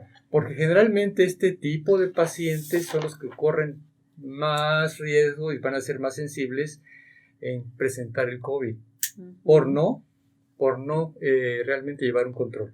Entonces, creo que esa es una invitación muy importante, independientemente del embarazo. El embarazo es estricto y exigente, entonces un padecimiento también es estricto y exigente de control. Sí, y perdón, doctor, creo que esto es un punto importante para, al menos en nuestra especialidad de otorrinolaringología, tenemos muchos pacientes que padecen de rinitis alérgica y que obviamente esta es la temporada en que se disparan todos los problemas alérgicos. La polinización mayo-junio, ¿no? Exacto. Y además ahorita con el fenómeno que estamos teniendo del polvo que viene del Sahara, eso va a incrementar también la presencia de problemas de rinitis alérgica, de asma. Sí. Además. Entonces, es muy importante en aquellos pacientes que ya se saben que padecen de sinusitis crónica, por ejemplo. ¿No? Sí, viene ya acercándose. Ya viene en camino. Y también quien viene en camino ya es otra gran cantidad de migrantes que al parecer van a llegar el día 30. Entonces, esta es otra población que pues también es una población de alto riesgo para nosotros, ¿no? Porque de por sí no tenemos unas adecuadas medidas. Por los cruceros. Y se van a venir a través de las carreteras caminando o como puedan. Y toda esa población, pues, viene, obviamente, porque en sus países tienen unas terribles condiciones de vida. Muy probablemente muchos vengan por muchas positivos, causas. Exacto. Pero dicen que abrazos no balazos, ¿verdad? Por muchas causas. Exacto. Sí. Exacto.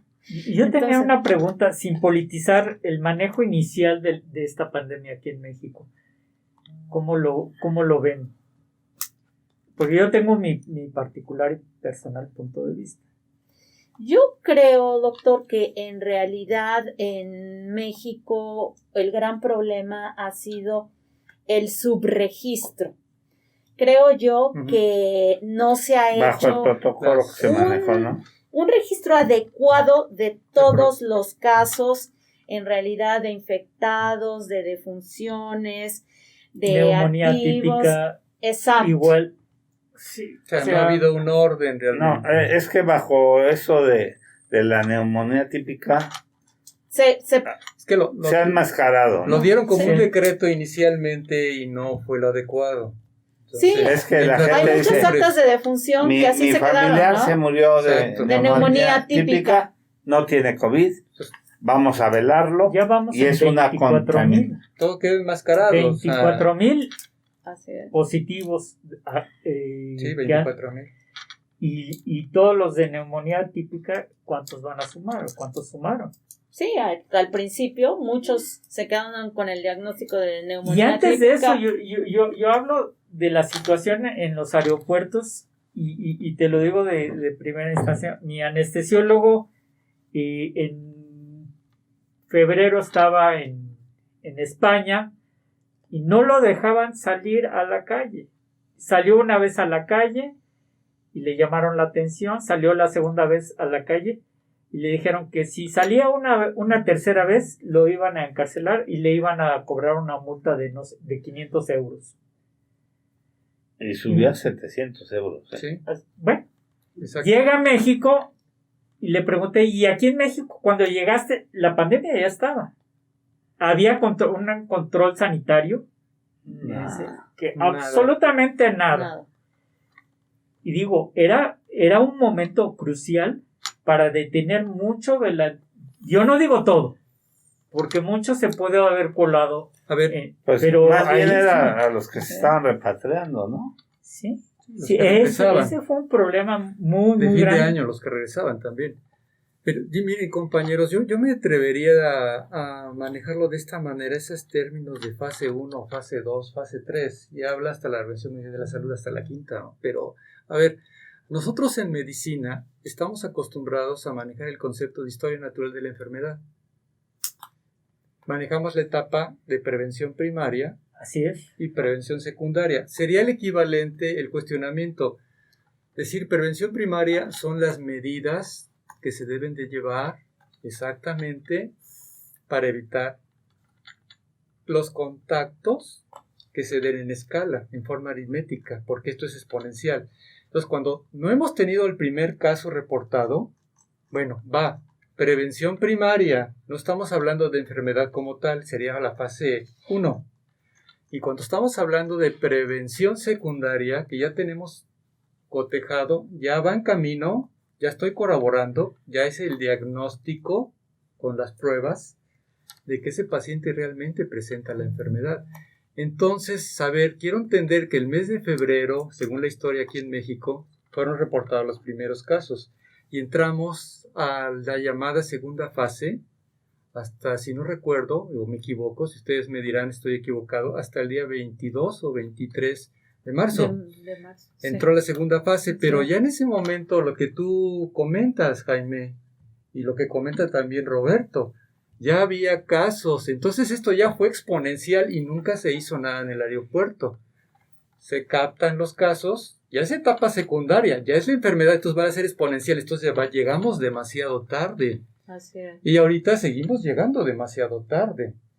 Entonces ese es el motivo, tuvimos casi 2 meses para prepararnos y no se tomaron las medidas. Sí. ¿Por qué? Porque no se educó a nuestro pueblo, las Así autoridades Pero no se México educaron es como un tal. país de fronteras abiertas. Exacto, ¿Y cómo aparte. iban a no dejar llegar a los Migrantes, sí, no, a los turistas. O a la gente Pero que se repatria. los que venían en los cruceros, ¿no? Pero bueno, Ah, al menos entonces, contener a los primeros casos y Claro, darle seguimiento. ahí Ahí fue era- la situación donde se Ahí fue detonó. un grave error. Exactamente. Fue el Ahí- error ahí ahí. Sí, y saludos. como dice el doctor, en los aeropuertos no existía ningún tipo de Nada, control. digo, ni los que hay ahorita para entrar al hospital. Había un módulo ahí que estaba Sal- de adorno, Sí. pero no se usó. Saludos a Manuel BT, a la doctora Lore Montoya, a Sonia Martínez Mesa, Salud. Rosy Sí. Torres te saluda Gracias. como 8 veces. Y Sus admiradoras. su fan, presidenta del club de fans del doctor Castillo. Y pues una de las cosas que preguntan que si puede haber enfermedad psicológica, ahorita la mayoría de los pacientes que llegan a consulta por cualquier molestia del tracto respiratorio superior piensan que traen COVID. Sí. para desarrollar el tema. Y Ahorita. en relación a esto, los otorrinolaringólogos Ahorita vemos han de con estar mucha con la frecuencia. consulta Sí. tremenda, ¿no? Fíjese que vemos con mucha frecuencia los pacientes que son muy nerviosos y que siempre están preocupados de que no vayan a tener una enfermedad con datos de reflujo gastroesofágico. Hay muchas faringitis por reflujo gastroesofágico porque obviamente el encierro a mucha gente le está provocando mucho estrés, o el hecho de tener a los hijos en la casa y tener que estar trabajando desde casa. Son situaciones que nos ponen en un estrés que no estamos acostumbrados. Y sí, empieza los pacientes a generar mayor producción de ácido en el estómago y empiezan a tener manifestaciones de reflujo gastroesofágico, principalmente con dolor de garganta, que sienten algo aquí atorado, Tos seca, persistente. tos nocturna, Se lo pueden confundir. en fin, entonces sí, ¿no? hay que... Y esta pregunta es muy interesante. Inclusive, ¿verdad? ayer me habló una paciente embarazada y me dijo que tiene 14, 15 semanas de embarazo y que le faltaba el aire, que si podía hacer COVID. Evidentemente, por teléfono no podemos hacer el diagnóstico, Exacto. pero tampoco hay que dejar de pasar la posibilidad de que esa paciente efectivamente sí pueda llegar a tener COVID. Entonces, el manejo, por lo menos, no sé si ustedes de acuerdo, fue que le dije, ve a hacerte una prueba, o sea, que de laboratorio, porque hay laboratorios que llegan a tu casa a hacerte la prueba sin necesidad de salir, y no perdemos, entre comillas, nada, porque si es positivo, bueno, ya sabemos que es positivo, y si persiste el problema de la disnea, o sea, la falta de aire, entonces ya sabemos cuál va a ser el manejo posterior. Y si no, pues si no, obviamente es un problema, puede ser psicológico o puede ser que por el mismo embarazo empiece con problemas de falta de Fíjate, ahorita que hicieron esa pregunta, Roberto, y ahorita que tú la estás corroborando, doctora, lo que se está viendo mucho en este encierro, además de que se está incrementando la violencia, que es un tema también ese es otro tema especial, estamos viendo que los pacientes cursan con mucha ansiedad. Claro. Entonces, dentro de la historia natural del aspecto de la depresión, siempre hemos hablado que existe depresión mayor y depresión menor. Los pacientes están viviendo una depresión tan importante que en ocasiones o mucho tiempo atrás la vivieron y simplemente estaba enmascarada con ansiedad.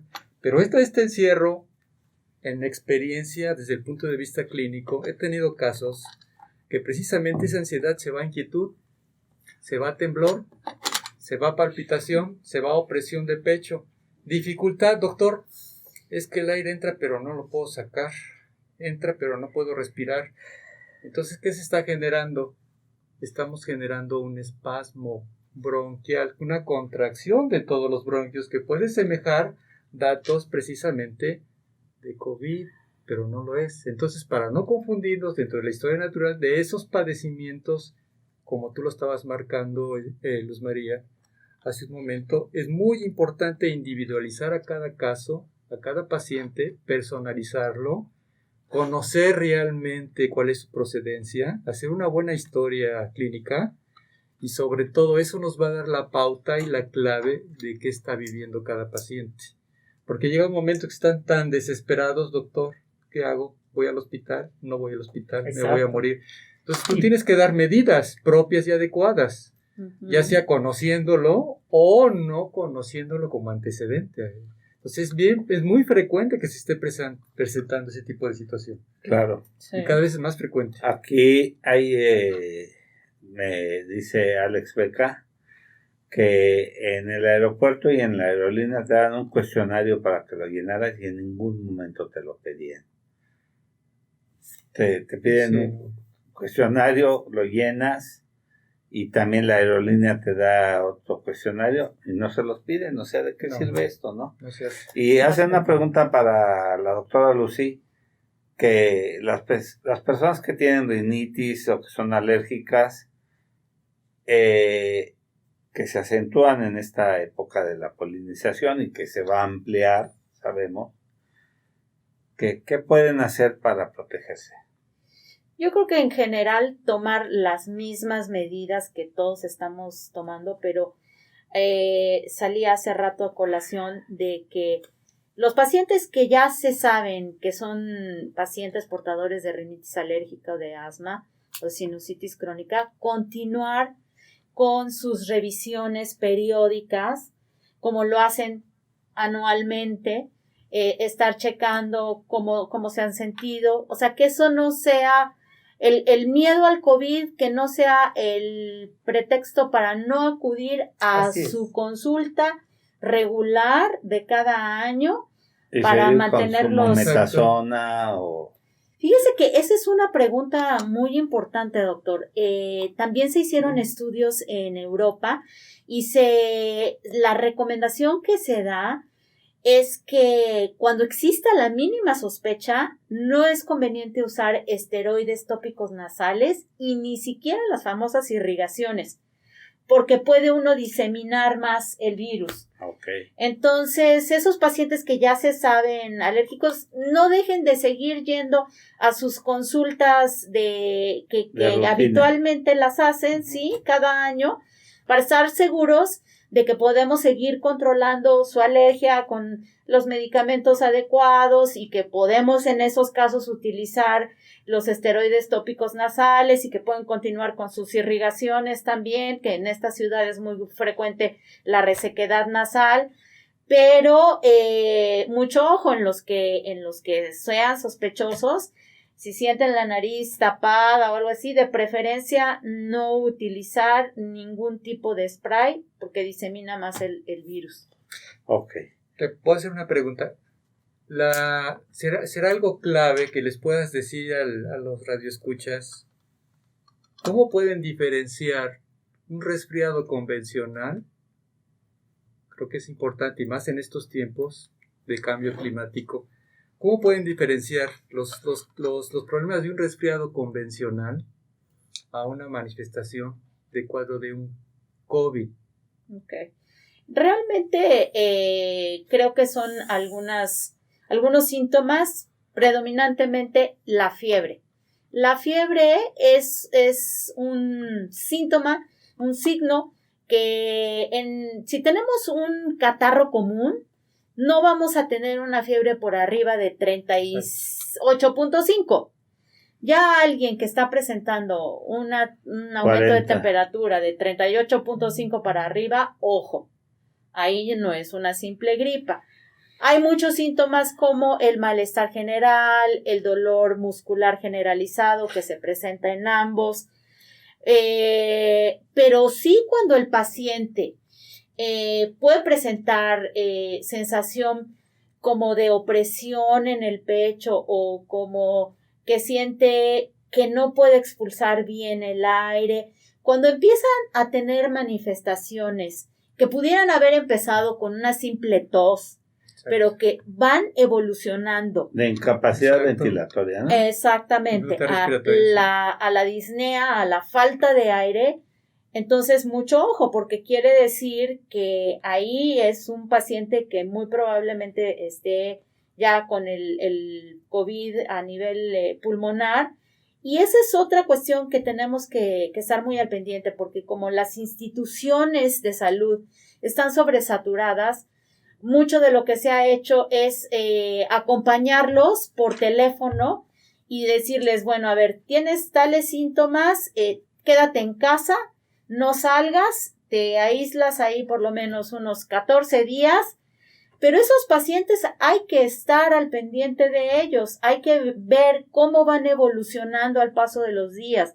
Si se empiezan a sentir mejor, maravilloso, ¿no? Pero son pacientes que persiste la tos por más de 10 días o que empieza a tener temperaturas por arriba de 38.5 o de repente tiene pérdida de la olfacción en forma súbita, o de repente tiene diarrea, náusea, todas esas cosas hay que estar al pendiente, no por el hecho de que sea una gente joven, sin factores de riesgo aparentemente, Claro. no quiere decir que pudiera ser un paciente que a lo mejor no ha sido diagnosticado como diabético o como hipertenso y que ya en cuanto empieza la evolución de la enfermedad, en lugar de mejorar con el paso de los días, empezamos a notar que su sintomatología empieza a hacerse más aguda, una tos más crónica con dificultad respiratoria. Exacto. Empiezan en algunos pacientes ya en casos más avanzados, porque también hay pacientes, hay que decirlo, que son muy reacios a ir al hospital. Hay pacientes que dicen, yo no voy al hospital porque si no tengo algo que me mate, ahí me voy a morir. Seguro me van a intubar y yo prefiero morirme en mi casa que estar intubado. Y sí se mueren, ¿eh? Claro que se mueren en casa. Hay muchos médicos que han dado la opción de que se renten tanques de oxígeno o concentradores, pero esos no dan presión positiva. Claro, eso es para una enfermedad leve, pero ya en los casos que son de moderados a severos, obviamente eso no va a servir de nada. Entonces, muy importante, ustedes en casa sigan checándose la temperatura con el simple termómetro de mercurio. Esos son los mejores. Se checan la temperatura 2 veces al día. Y ahora hay unos aparatitos que se encuentran en todas las farmacias, que son los oxímetros. Y esos los puede también uno tener a la mano en la casa y estar checando su nivel de saturación de oxígeno. Uh-huh. Y entonces, esa es una forma más fidedigna de saber realmente cómo está evolucionando ese paciente, si está evolucionando hacia la mejoría o se está deteriorando. Y como decías, doctor, en realidad yo creo que el seguir siempre al pendiente de la salud, tenga la edad que tenga el paciente, yo creo que vale la pena que todo mundo deberíamos de hacerlo, un chequeo mínimo anual, para checarnos cómo está nuestra presión arterial, si somos diabéticos o no, cómo está nuestro colesterol, nuestros triglicéridos, exacto. En fin, hacernos un chequeo general, porque muchas veces ni siquiera estamos enterados. Hay un par de preguntas. Dice, ¿cuánto tiempo me tengo que esperar para hacerme la prueba si tuve contacto con alguien con COVID?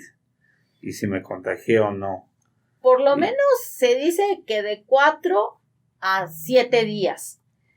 Pero habría que saber exactamente en qué momento fue el contacto, ¿no? Entonces, lo ideal es que si te lo tomas inmediatamente después de haber tenido un contacto aparentemente con alguien enfermo, va a salir negativa la prueba. Claro. Entonces, sí hay que esperar varios días para que realmente la prueba...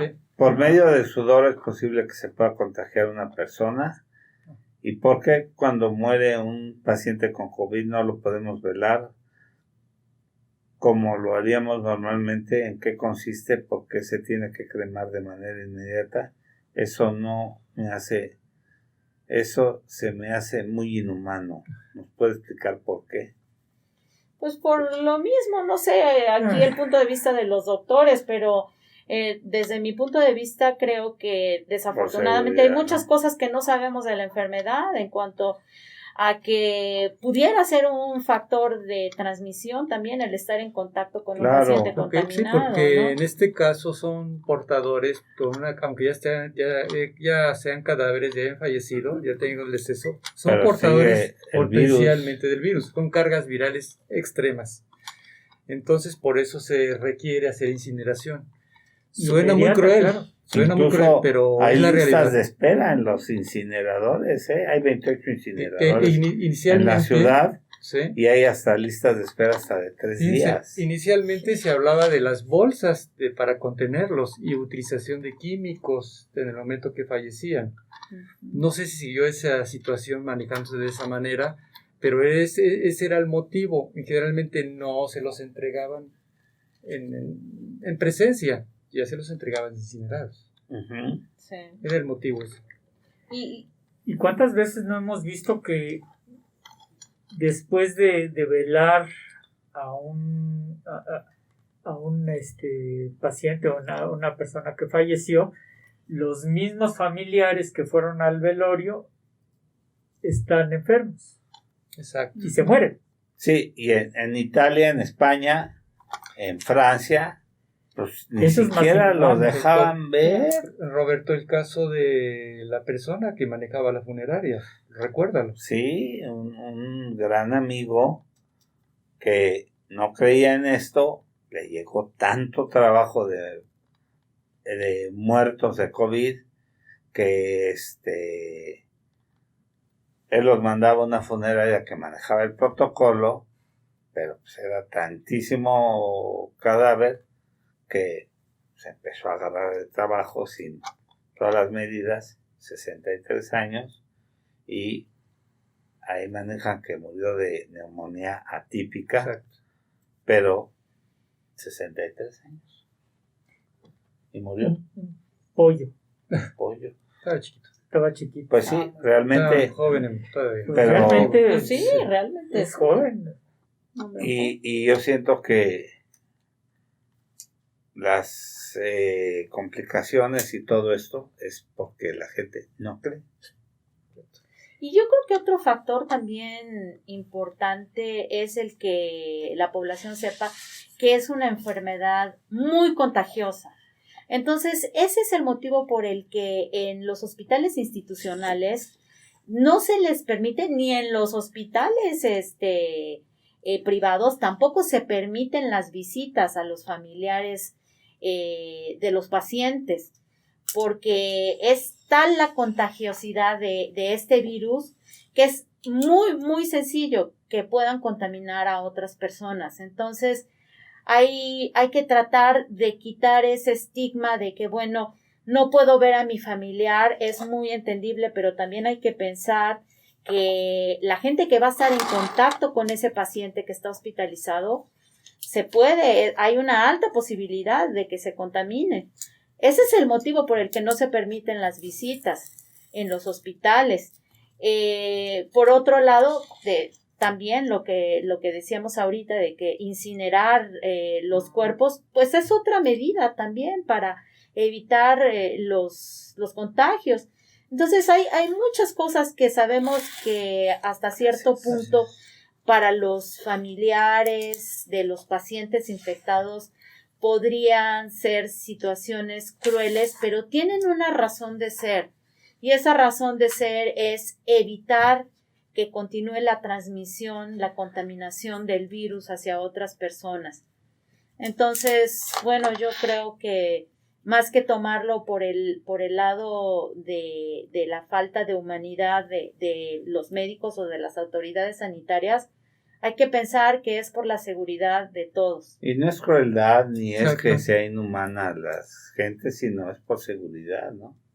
Si aún así ha habido rebotes, ahora que vino la cuestión del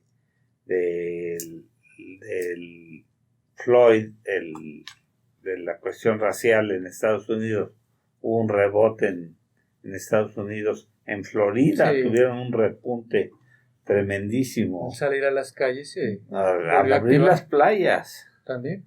Entonces están teniendo un gran problema por haber abierto los comercios. ¿Qué va a pasar? Si están abriendo los comercios, abrieron en California ya los gimnasios y los mismos dueños de los gimnasios no los han abierto porque están pensando cómo van a abrirlos, en qué manera los van a abrir y a lo que se están exponiendo, porque allá las demandas están a la orden del día. Si va un deportista o un usuario, se contamina y les demuestra que se contaminó, los va a demandar y les va a salir peor que tenga una contaminación ahí por el virus, y entonces las repercusiones económicas y legales van a ser peor. Aquí en el hospital, bueno, se ha hablado mucho del parto humanizado y de que en el parto humanizado esté acompañada a la paciente por quien Familiares. ella quiere. Yo estoy totalmente a favor de muchas de estas cosas, pero hay que pensar esto del parto humanizado de acuerdo a lo que estamos viviendo.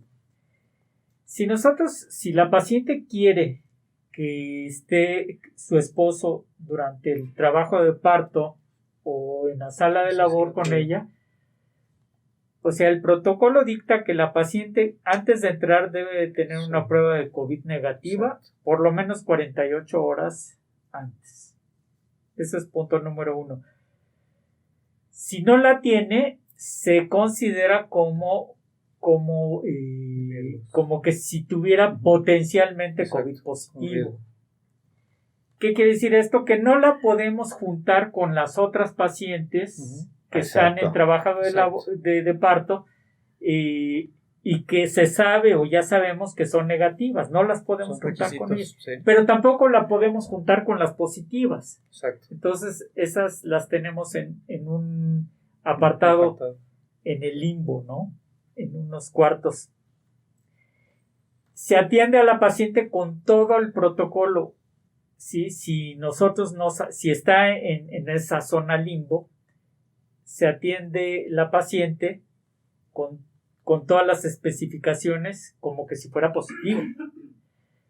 Y si nosotros queremos o si la paciente quiere que entre el esposo también debe de traer una prueba de COVID negativa. Si no la tiene el esposo, claro, pues con la pena, pero tampoco puede entrar porque también puede ser una potencial transmisor, ¿sí? Si llegase a ser positivo. Hay que recordar que más del 15% de los pacientes cursan sin sintomatología y esos pueden sembrar el virus en las pacientes que son negativas. Entonces, el protocolo que estamos haciendo es justamente ese. Se están incrementando, lo que estamos haciendo es ya por norma pedirle a la paciente su prueba de COVID ya cuando tiene 38 y media semanas, y antes de que pasen esas 48 horas inducirles el parto, ¿sí? Lo ideal, si no fuera por esta pandemia, sería que la paciente empezara su trabajo de parto en forma espontánea. Exacto. Pero hoy en día lo estamos manejando así.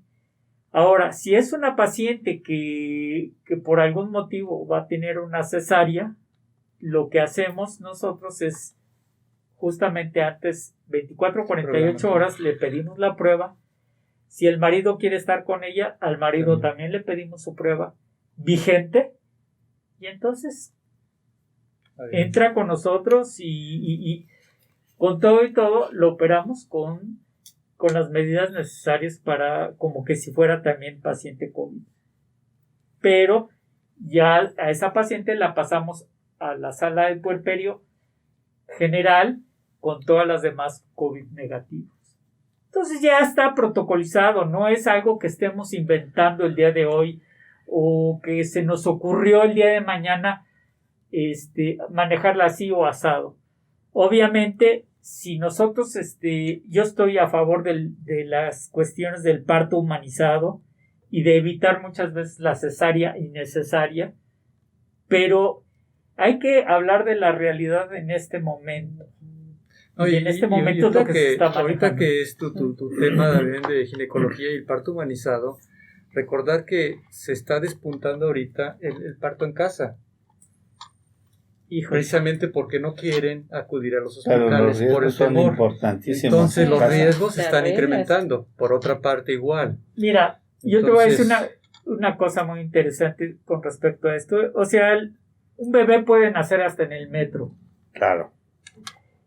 Pero el problema no son esos bebés que nacen en el metro o en el la taxi. calle o en el taxi. En el taxi. El problema son los bebés que que no tenemos monitorizado Exacto. cómo está su trabajo de parto y que si ese bebé está teniendo, o sea, cómo se da cuenta la paciente que tiene contracciones en su casa sin estar monitorizada que el bebé esté teniendo un sufrimiento fetal. Sí, el trabajo de parto que esté. No lo sabe, no lo sabe.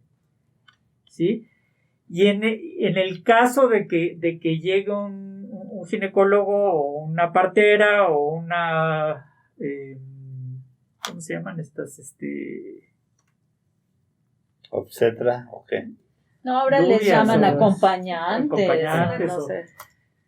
Bueno, si está con Coach. ella, coach, Coach. y le detecte que la frecuencia cardíaca baja y esté baja, entonces se presume que hay un sufrimiento fetal. ¿Qué le haces en la casa? ¿Qué le haces si no tenemos oxígeno? ¿Qué le haces si le tienes que pasar medicamentos si no está canalizada? Porque, sí, el parto humanizado preconiza que no se canalice una vena. Pero si le necesitas poner Sí. medicamentos de urgencia, Tienes ¿qué que- haces? Claro. Si la paciente tiene un sangrado, esa es otra. Ese es otro, Sangrado, un sangrado en la casa, ¿qué le vas a que no hacer? ceda. La obstetricia, o sea, Ujú. el atender partos, no es nada más Enchilame esta. enchilame esta, si voy a tener a mi bebé. Por algo se están atendiendo los partos en los hospitales. Si no, efectivamente, pues no nos costaría nada ir a las casas de las pacientes a atender Sí. sus Claro. partos y se acabó. Y hay infinidad de ¿Tienes algún aspectos. anuncio todavía del colegio? Anuncios del colegio. Bueno, Es una plática el viernes, creo, ¿no? el viernes, ¿Mañana? curiosamente, mañana tenemos una plática. El doctor Bernardes, que estuvo aquí con nosotros, Ajá. justamente platicando Que de es el jefe de la división de que es el jefe ginecología. de la división de ginecología de aquí, por parte del colegio, va a hablar sobre trastornos. No, Viene. ese ya Ya no está acabó. ahí. Ese ya se acabó. Ya no. Tenemos otro que es el manejo de hierro y derivados en esta pandemia. Ah. Ya paciente embarazada. ¿Alguna conclusión, doctora Lucy?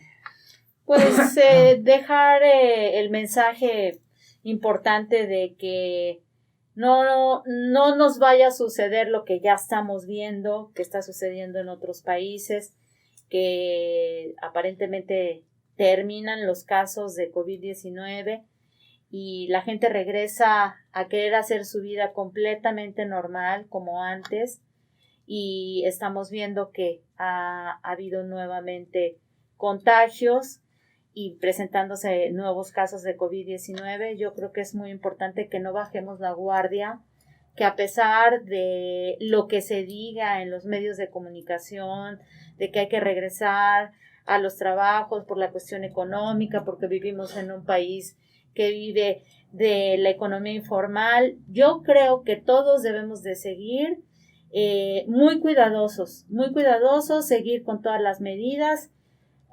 Viene fin de año, viene la entrada del otoño y el invierno, otra vez eso nos favorece a los pacientes con problemas de alergia, de asma, a que vuelvan a tener recaídas. Entonces yo los invito a que sigan con las medidas todo el año, acostumbrémonos a, por ahorita hasta que aparezca la primer vacuna, pues a estar usando el cubrebocas. Y sobre todo es la importancia de esto, hay que entender y aceptarlo, que lo que estamos viviendo ahorita, hasta no demostrar lo contrario, llegó para quedarse.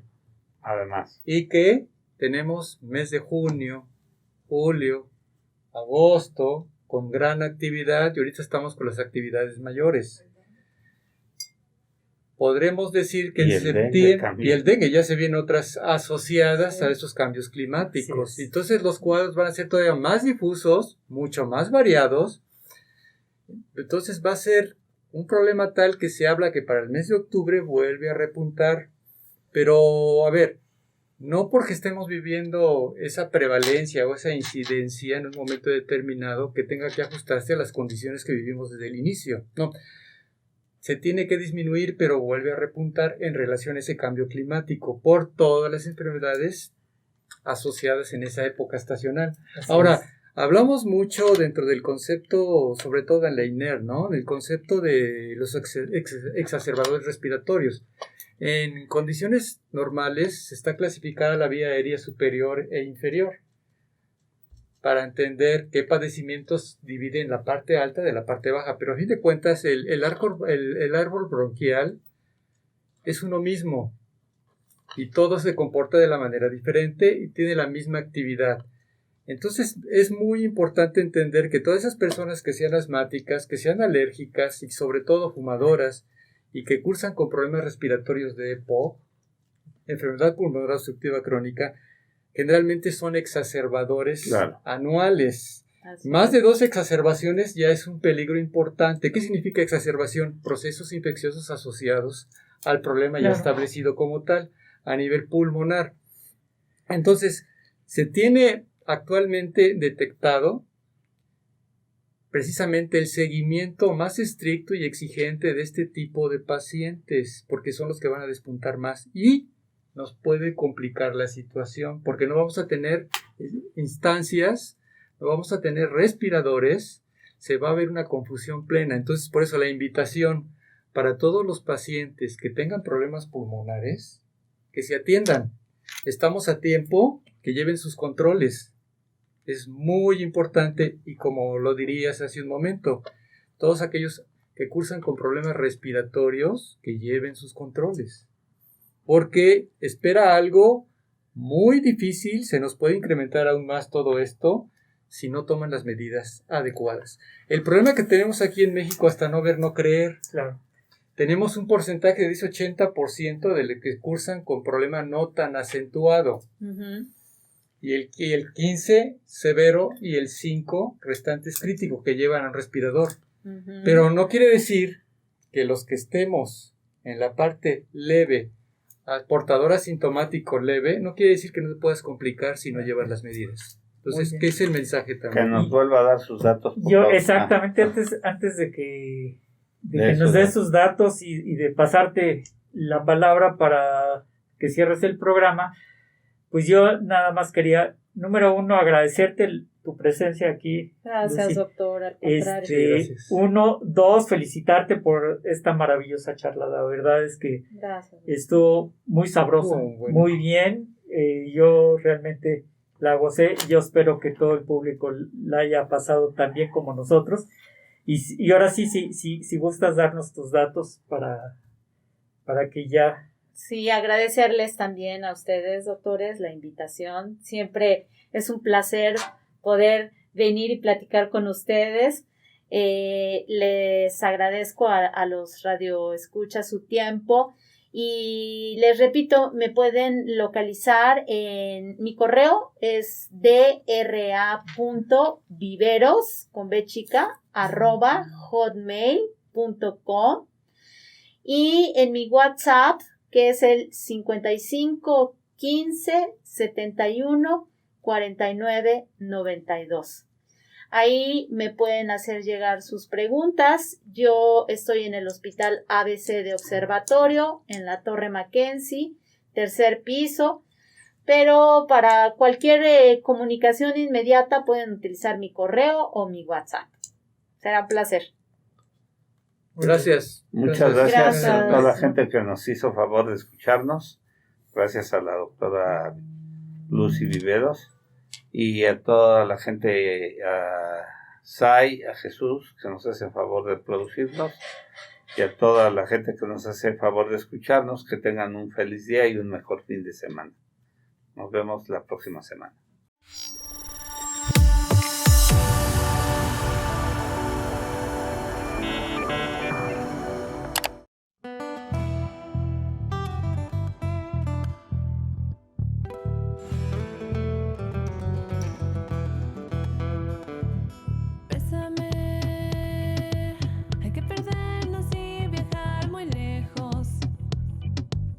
Conocer cómo funcionan nuestros mundos.